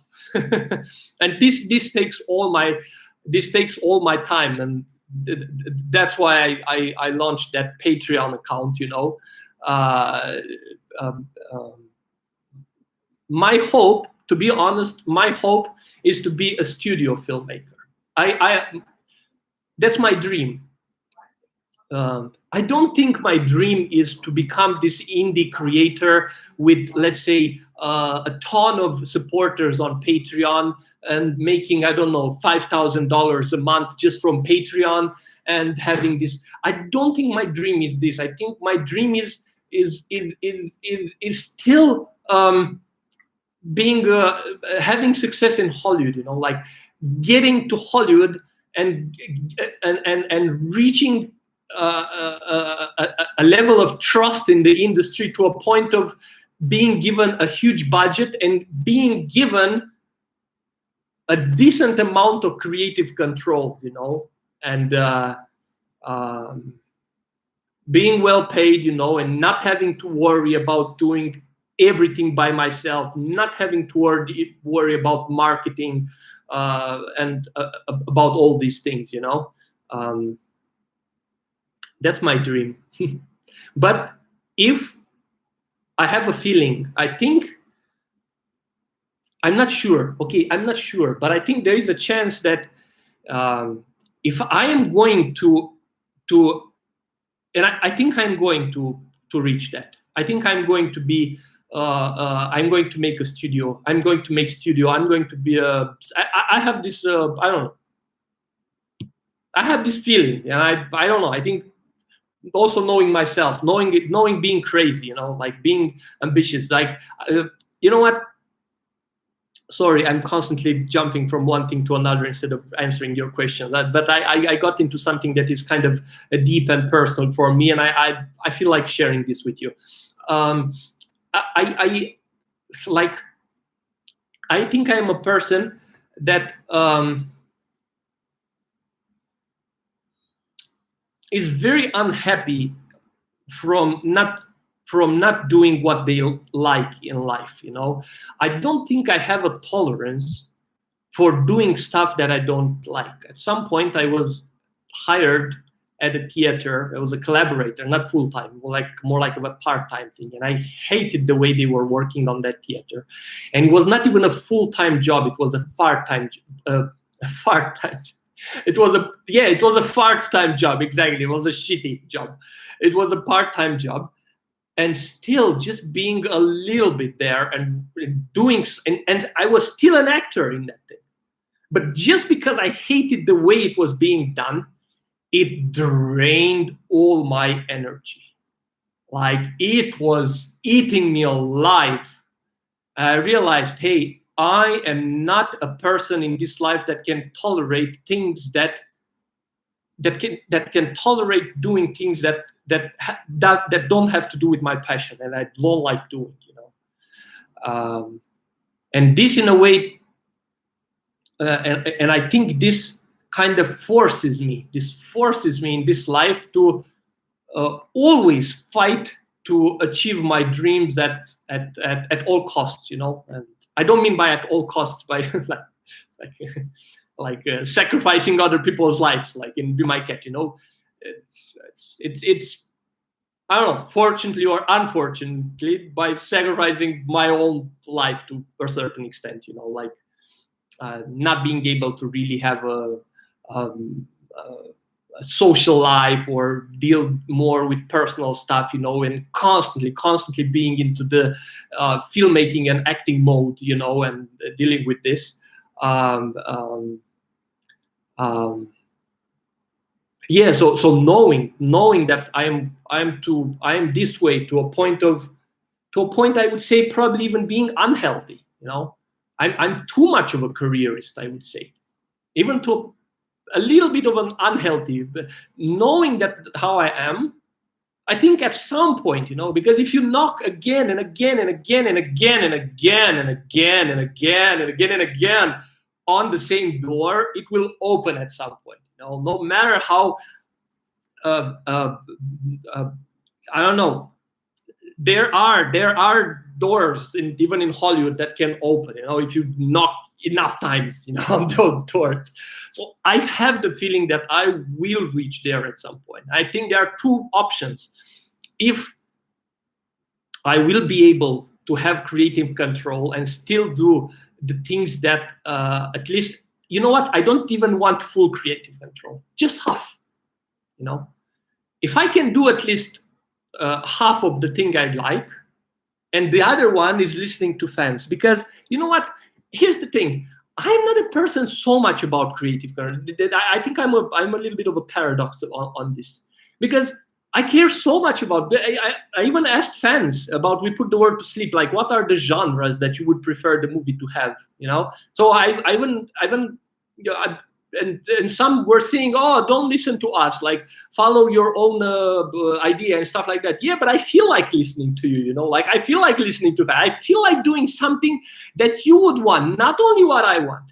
Yes, I'm not saying I'm not doing what I want, but while doing what I want to give something at least, if not like, I don't know, at least 20, actually no, you know what, even more than 25%. I want to put there also what you want. I don't think it has to be either my way or your ways, you know. So because of this, I think I can be also a good studio filmmaker, you know, like doing what I want, but at the same time giving audiences what they want. And in case I won't be able to express myself creatively and all that, I will do both. I will do both studio projects, and I will also do indie projects, which I will have full creative control. So you have my promise and my guarantee that I'm never going to do anything that is like I will always put lots and tons of passion into whatever shit I'm doing. That's how I work, you know. I can't do it any other way. Inspired. He got me. Yeah, like they happen in the reality. I could listen to him all day long. Thank you. Hi, Adrian. I'm from Los Angeles. Hi. Wonderful. Did he mention when he expects to come out? You mean we put the word to sleep? I don't know. It depends. It depends on what festival will select it. It depends on what distributors I will be able to find, because I don't have distribution secured yet. And it depends what those distributors will decide about how to release the film. It depends upon so many things that if you want to watch it before release, you can. That is possible on my Patreon account. You know, I'm really making it available there for Patreon supporters. I really hope it doesn't leak or anything, but I trust all my supporters. I mean, why would somebody support me just to leak my film? That would be like crazy. Did he mention where he expects to come? Okay. What's your favorite film outside of the horror genre? Outside of the horror genre, I would say it's 2001: A Space Odyssey. Is the movie that brought me to art. The movie that brought me to art in general. I was a science guy before. I had this passion, crazy passion for physics. I was like researching when I was in middle school. I was researching this temperature in the grass, doing scientific experiments with physics, biology. This is the type of guy I was. And when I saw 2001: A Space Odyssey, like, boom, it hit me so much. Like, I realized, oh my God, film is art. I need to do it. So that's still the one, I think. How do you come out of a character after a long day of filming? Well, I think I only come partially out of character. Yeah. You can come.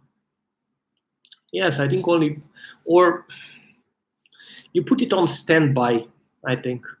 Yeah, more like putting my character on standby.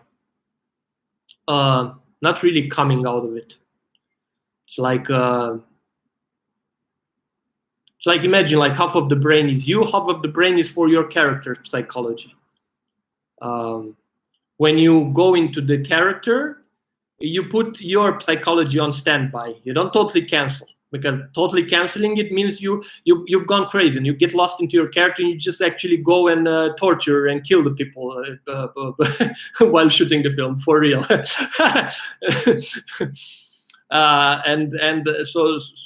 So you don't do that. You just put your half of the brain that deals with your real self, you put it on standby. And then when the shooting finishes, no, you don't get rid of your character, because then you need it back. You need to take it back when you shoot the next day. So you do the opposite. You put on standby your character's psychology and you go back to your normal psychology. I think that's what you do. It's like of course you don't use half and left brain. You understand it. I'm just saying this right now. I think the brain is quite complex. I think that the same way it can hold multiple personalities for people with multiple personality disorder, the same way it can hold multiple personalities at the same time for an actor. It must work in a kind of a similar way, but in a more controlled way, because somebody with multiple personality, when they go into one of the personality, they are totally lost in that thing. They cannot. I think so. I don't know. I'm not a psychiatrist, but I assume it's happening this way. An actor, it's more in control of that, But I think the psychological mechanisms might somehow resemble somewhere. Just want to say, I love the way you think, and I'm super pumped for We Put the Word to Sleep. Thank you so much. Me too, actually. I don't know how We Put the Word to Sleep is going to look like until I actually finish editing it, because I have 200 hours of footage. So you never know what's going to come out of that. I have a general idea of how it's going to look, but I don't know the details yet. I made it finally. So good to see you. So good to see you too. Thank you so much.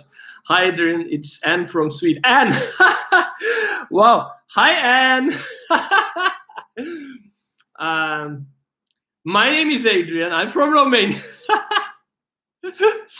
And I want to make a movie. This is my house.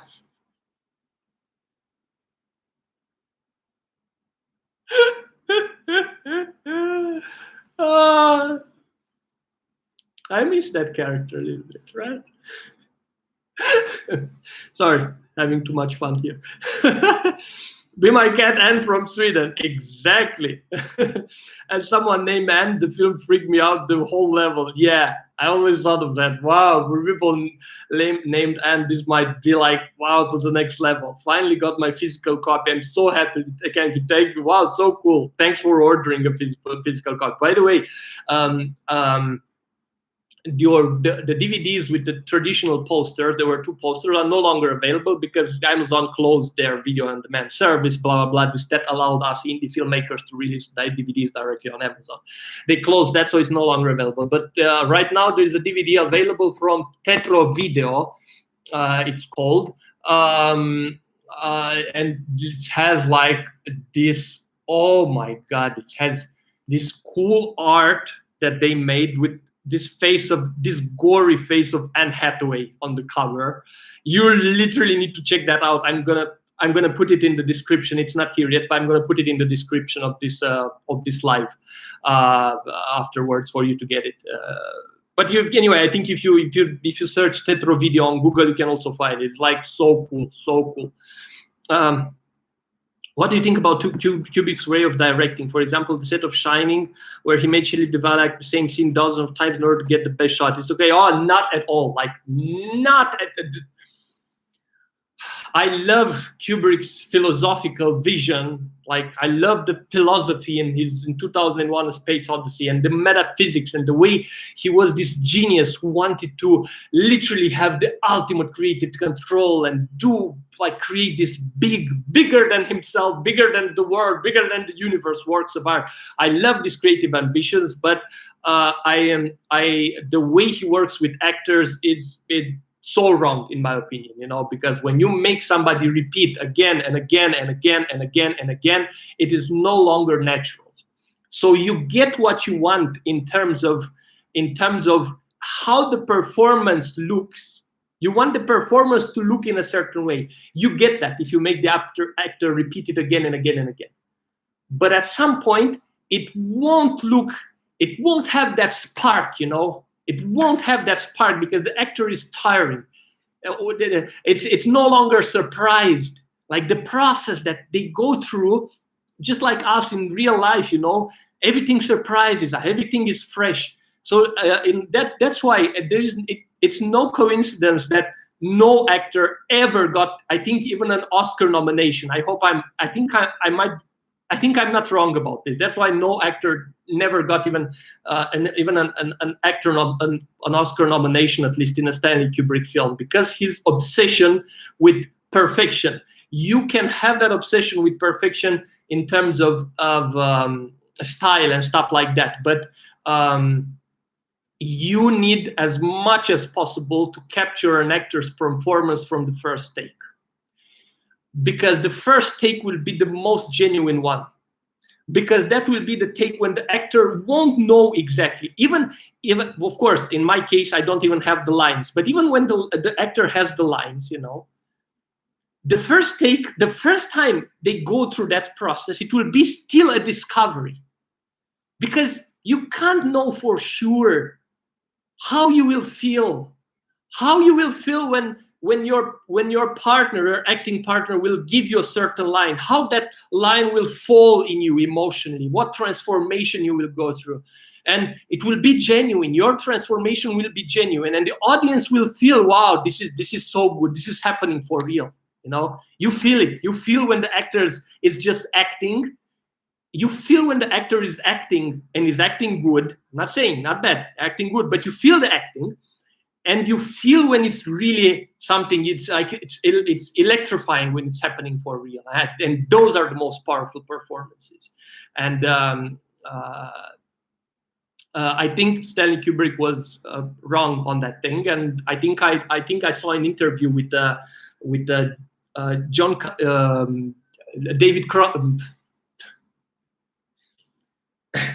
James Cameron. I saw an interview with James Cameron at some point, going through all the directors.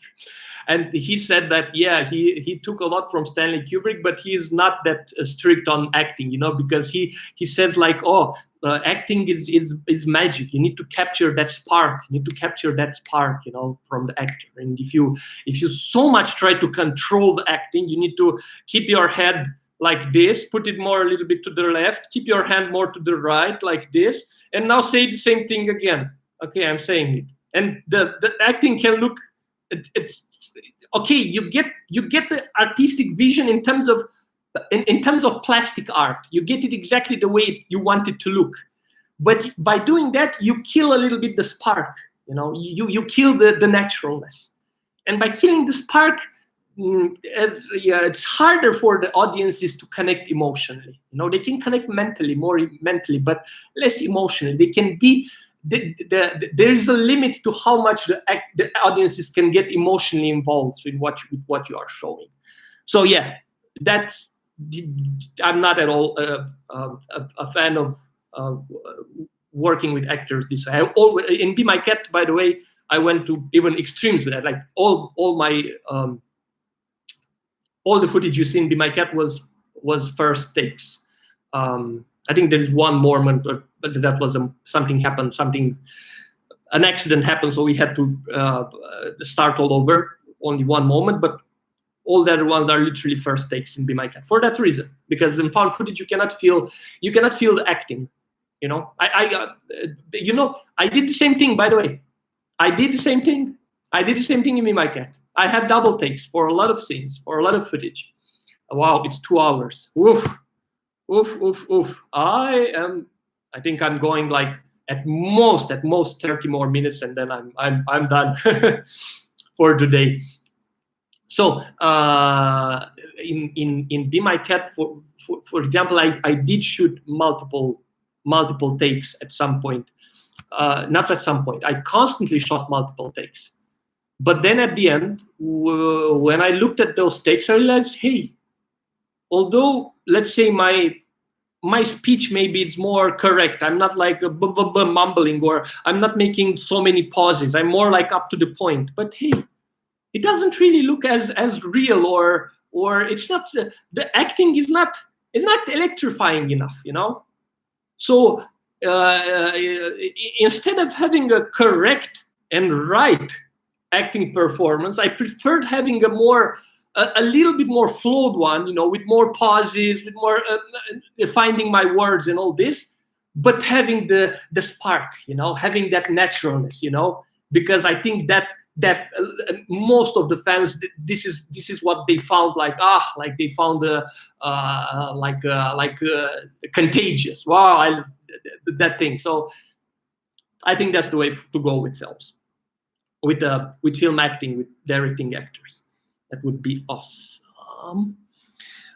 You are pretty royalty. Wow, thank you. Yeah, such a thing. The way that Facebook, the amount of love that Be My Cat gets in the found footage group. How do donations to your YouTube work? Okay. So I already yeah. So the thing about YouTube, you cannot donate directly to me right now on YouTube, unfortunately, because for that I need to be a YouTube partner, and in order to be a YouTube partner, I have to have thousands of hours of I have to have thousands of hours of footage, thousands of, how do you say? Thousands of watch hours, like I have to have tons of videos and blah, blah, blah, and over 1,000 subscribers and all these things. And I'm not yet a YouTube partner, so you cannot donate directly right now on YouTube, but I will put links to my Patreon account where you can support me and get all types of cool perks. I already told you, like watching the movie before release, contributing to its final version, even executive producer credits, it's all kinds of cool stuff. That's how you can support me. I am part of the found footage group and I love it. Thank you so much. You seem like a true auteur, pushing the limits on yourself creatively. How do you see yourself approaching projects in the future? Well, I think I've already talked a bit about that, how I see myself approaching projects. Working with the film and not doing everything not doing everything by myself. Like it's too stressful. It's too stressful. It's too hard. It's too hard. Too hard, and especially when there is no financial support, like trying to do everything by yourself and trying to make a living. I don't like this part of this way of indie filmmaking. So my hope is to actually have a studio budget, a studio production, with a team, and so that I can only direct and act. to focus just on the directing, on acting, and not on marketing, not on production, not on all the other crazy stuff, or how to make a living and stuff like that. Just directing and acting, and the money comes from the directing and acting. And then all day long, I could just focus on directing and acting. Even that's stressful, because I think I would be damn obsessed with that as well. I would still live in character all day.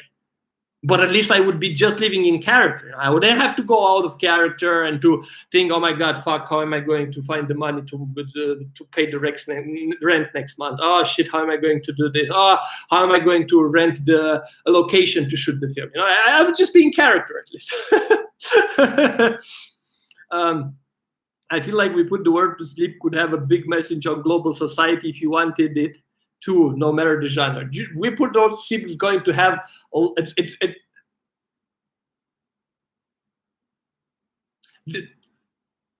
you will see. I'm not saying it's crazy. It's going to be crazy. Okay. Do you own cats? I used to own cats and I love them. Unfortunately, I don't own cats anymore. Yes, we used to. By the way, I love cats myself. I would never hurt a kitten. I love them so much. I want a cat. Give me a cat now. Acting like this spoiled child. Like, I want my puppy. Yeah, I want a cat so much. I used to have when I was a child, and I suffered a lot because, that cat that you saw in Be My Cat, and that's why I thought it's actually maybe unsensitive that I showed that cat in Be My Cat. Because my cats as a child died the same way, unfortunately. They were roadkills. Like, none of them, I think, survived more than 3 years. I would have to constantly suffer from losing them. And seeing them dead, and their eyes out, and it's horrible as a child. And I think at some point my mom decided, you know what, we are not going to go through this pain, and we are not going to have cats anymore. That's it. We are not going to suffer anymore. So that was the end of us having pets. Just because we didn't want to see them being killed by cars anymore. And also we couldn't keep them. We couldn't keep them locked in the house, just to not be killed. So also we couldn't teach them. So impossible. Yeah, so that's the thing. But at some point, I'm gonna have a cat again. I'm sooner than later, I would say.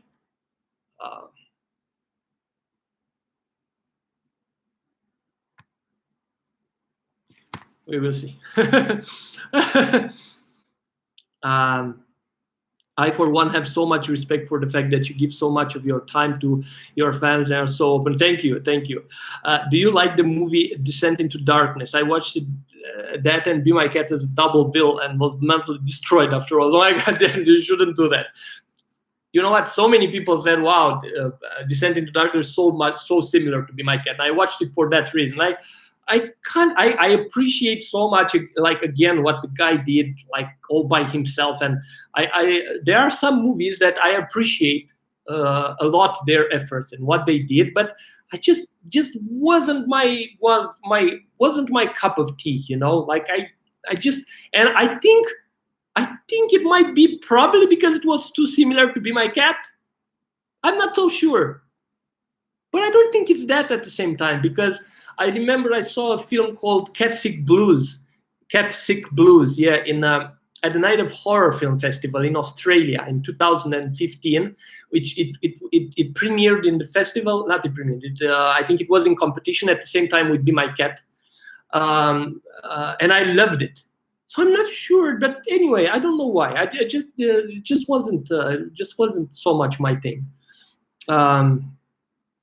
Message retracted. What did you say there? And you retracted your message. I'm going to have to get off. Thank you so much for talking to us. I'll check out the rest later if you upload. Thank you for listening. I like how you use the actresses' real names. Yeah, of course, because I had to keep with the tradition of the Blair Witch Project, you know, of making it more real, right? I like how you really loved your film later, especially the last minute that was intense. Greeting from Peru. Wow, greetings from Peru. Greetings as well from Turkey. Right now I'm in Turkey. My wife is Turkish, although I'm Romanian. Be My Cat was shot in Romania and all that. We've been like living, in the last years, we've been living like alternatively, either Romania or Turkey. How did you get the idea of Be My Cat? What was the inspiration behind it? Okay. I already talked about that. I think I talked in the. Did I talk in this video or not? Oof. If I didn't say in this video, I said in the other video. What was that? Yes, that was really my mom in the movie. I gotta go. Thanks for answering my questions. Be awesome. Thank you for staying and to all these 2 hours. Wow, it's a lot. In horror movies, what do you think Hi, Thomas. Hi, hello, and good evening and everything. I think it's evening for you, something like that. In horror movies, what do you think generates authentic scares?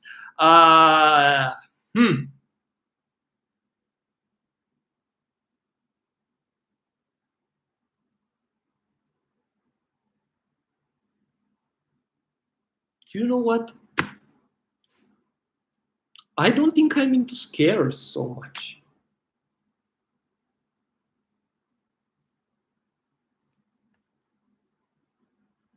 I don't know, actually.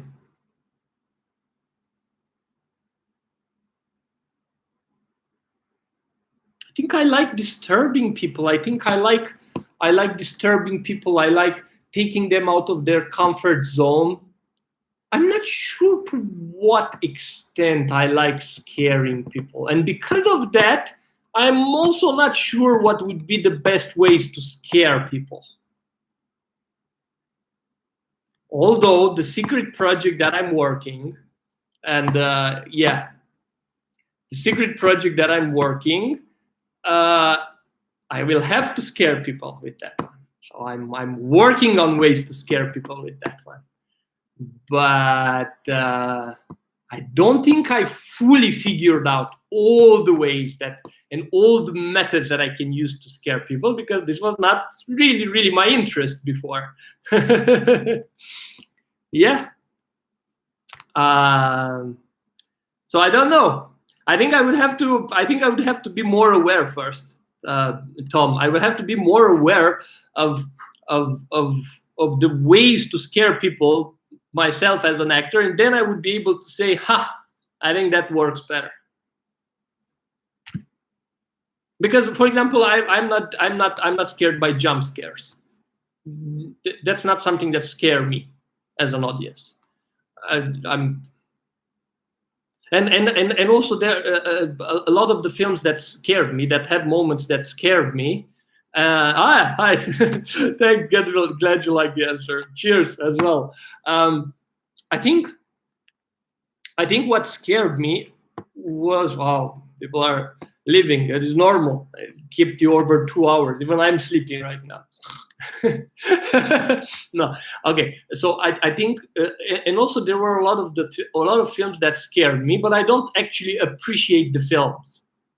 They scared me, but I don't have a good memory or a good, wow, I love those films. The only thing that they had is that they just scared me. So I'm not sure that I am a person that doesn't look for scares in horror films. I think for me, horror is something, it's something transcendental. I think it transcends scares. You know, it's beyond scares, definitely. It's a whole experience. You know, it's something else. It's something else. I'm a little bit too tired right now. Yeah, it's normal after talking for 2 hours. Hopefully we will do another live or something very soon, and I'm going to give you a better answer about this. What filmmakers are your biggest? Greetings from Mexico. Hi, greetings. What filmmakers are your biggest influences? I would say films. There are films that influenced me a lot. Not necessarily filmmakers, films. Because, for example, the Blair Witch Project influenced me a lot, was a huge influence. But I cannot say that the works of the directors, their other films influenced me in a way. No, it was just this film that influenced, and it was huge. 2001: A Space Odyssey, but that kind of didn't influence my work as a director, but that more like influenced me philosophically, you know, in terms of ambitions, in terms of trying. And by the way, we put the word to sleep. I started kind of this way. I wanted to combine the philosophical ambitions of 2001: A Space Odyssey with the realism of the Blair Witch Project.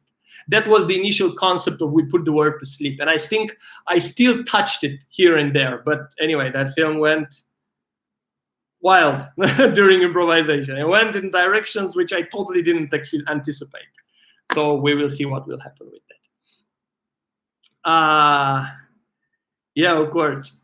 So if now, please tell me, any of you that are still left in the chat, is there any question that you asked in the previous live stream, the one that got stuck and I couldn't continue it? Is there anyone who asked a question there and I didn't manage to answer it?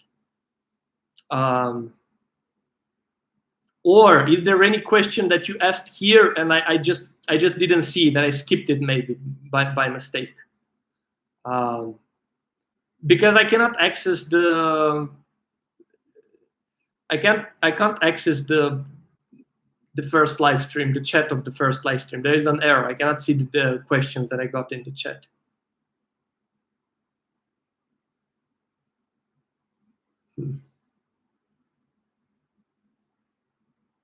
No. Well, I think this is it. Did I ask, there was, it was from Japan. Yeah, I don't want to. There was Brittany with the screen name Brittany from Japan, and I know you were so much excited for this. And are you still live? Did you ask your question, and did I manage to answer your question? Because I'm thinking, oh, what if I lost you, or what if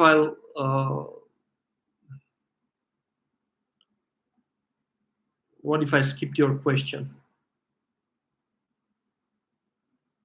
Ah, just a second. Why is this? Okay.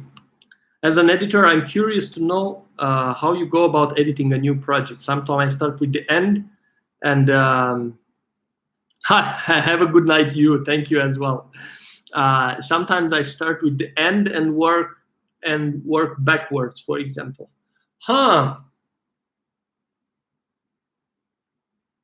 I don't think I have a rule actually, but at the same time,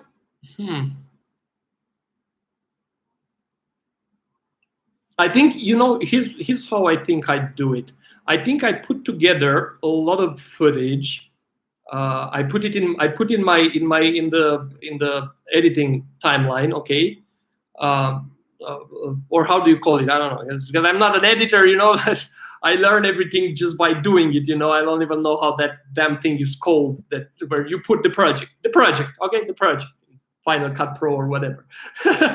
So you just have this long project, which is like a practically, I don't know, let's say a 20 hours movie. Yeah, okay.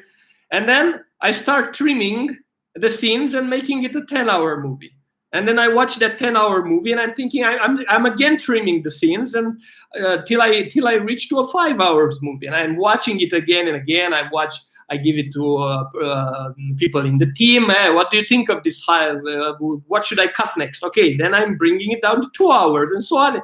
I think that's my method. Yeah. Sequence. Okay. So what do you think, Thomas? I'm curious, you know, because you're a filmmaker. What do you think? Because I am not an editor. I have no fucking idea how editors actually edit a film. Like this is this is something that I just came up with. I just felt like, oh, that's how I'm gonna do it. And that's how I did Be My Cat. Is this something that other editors do? Like putting everything together, starting with this extremely long film and just trimming it, or is it just something, a crazy thing that I just invented with?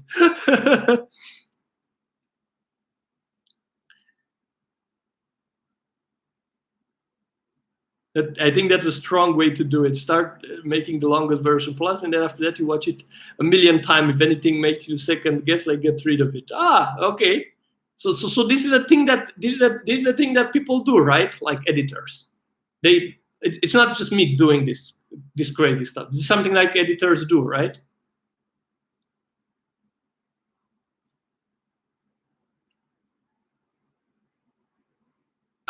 Cool. So practically, I invented editing without. Honestly, like, I really felt this way. I'm proud of that. Like, literally, I discovered everything all by myself while doing it. And I didn't even read much. I was like doing it. I started doing it, and then I would reach a point in while editing. How do I do this? And then I Google how to do that in that program. That's how I do it. And I try it again and again and again. It does more. Let's do it this way. Like, literally, I learned editing while editing Be My Cat. Like, little by little, little by little, little by little. It was crazy. But stressful. Anxiety. Not good. How appreciated as a genre is horror in Romania, Eastern Europe? Do you feel that your projects are bringing additional popularity to horror in Eastern Europe? I definitely, mine is bringing additional popularity to the genre, but I don't think it's appreciated. I think Be My Cat is much known in Western English-speaking countries, and not only it went viral in Indonesia.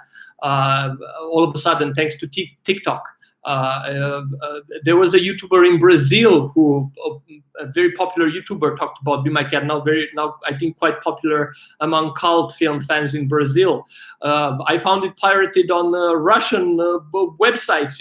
There's tons of Be My Cat dubbed in Russian. It's so funny to listen to it this way. But not in Romania. Nobody pirated it in Romania. And the thing with piracy, if your movie is not pirated, it means that people don't know. Like, piracy is like a barometer for how known a film is. If you find it pirated, it means that everybody wants to watch it. If it's not pirated, nobody knows about it. Oh yeah, this is funny. Yeah, so in Romania, I wouldn't say that it's people in the film industry. I think know it because it went to the biggest film festival in Romania, Transylvania Film Festival. But it's not. I don't think it's that much known to general audiences.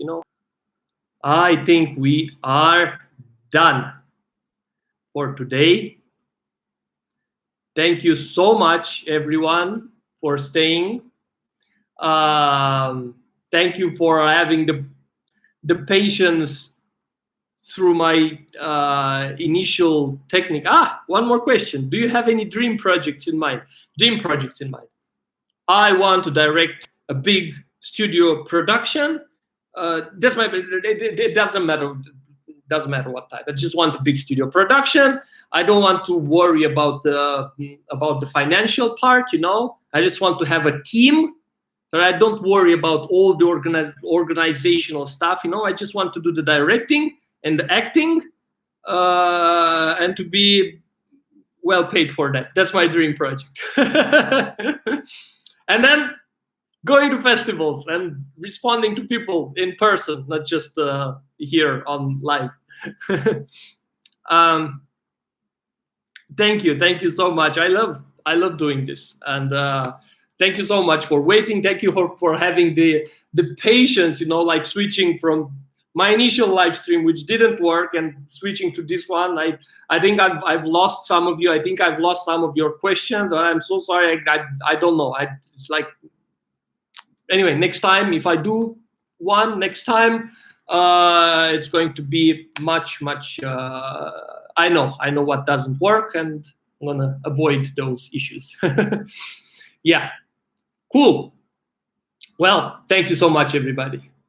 Have a great day. Have a great evening. And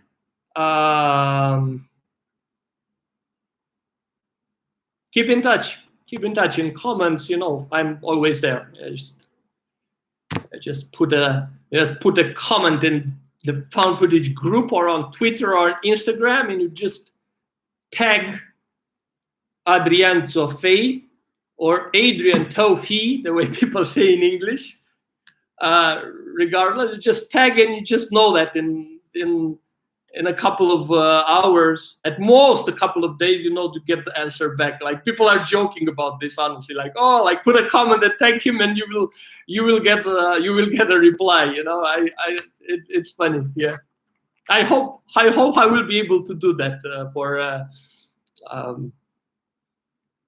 for as long as I mean, yeah. If my big dream comes true to actually make Hollywood films, I won't be able to do that because there will be too many comments, you know. But so far I can do it and happily doing it, enjoying doing it. Okay. Have a good day, everyone, and see you soon. Bye bye. Thank you so much.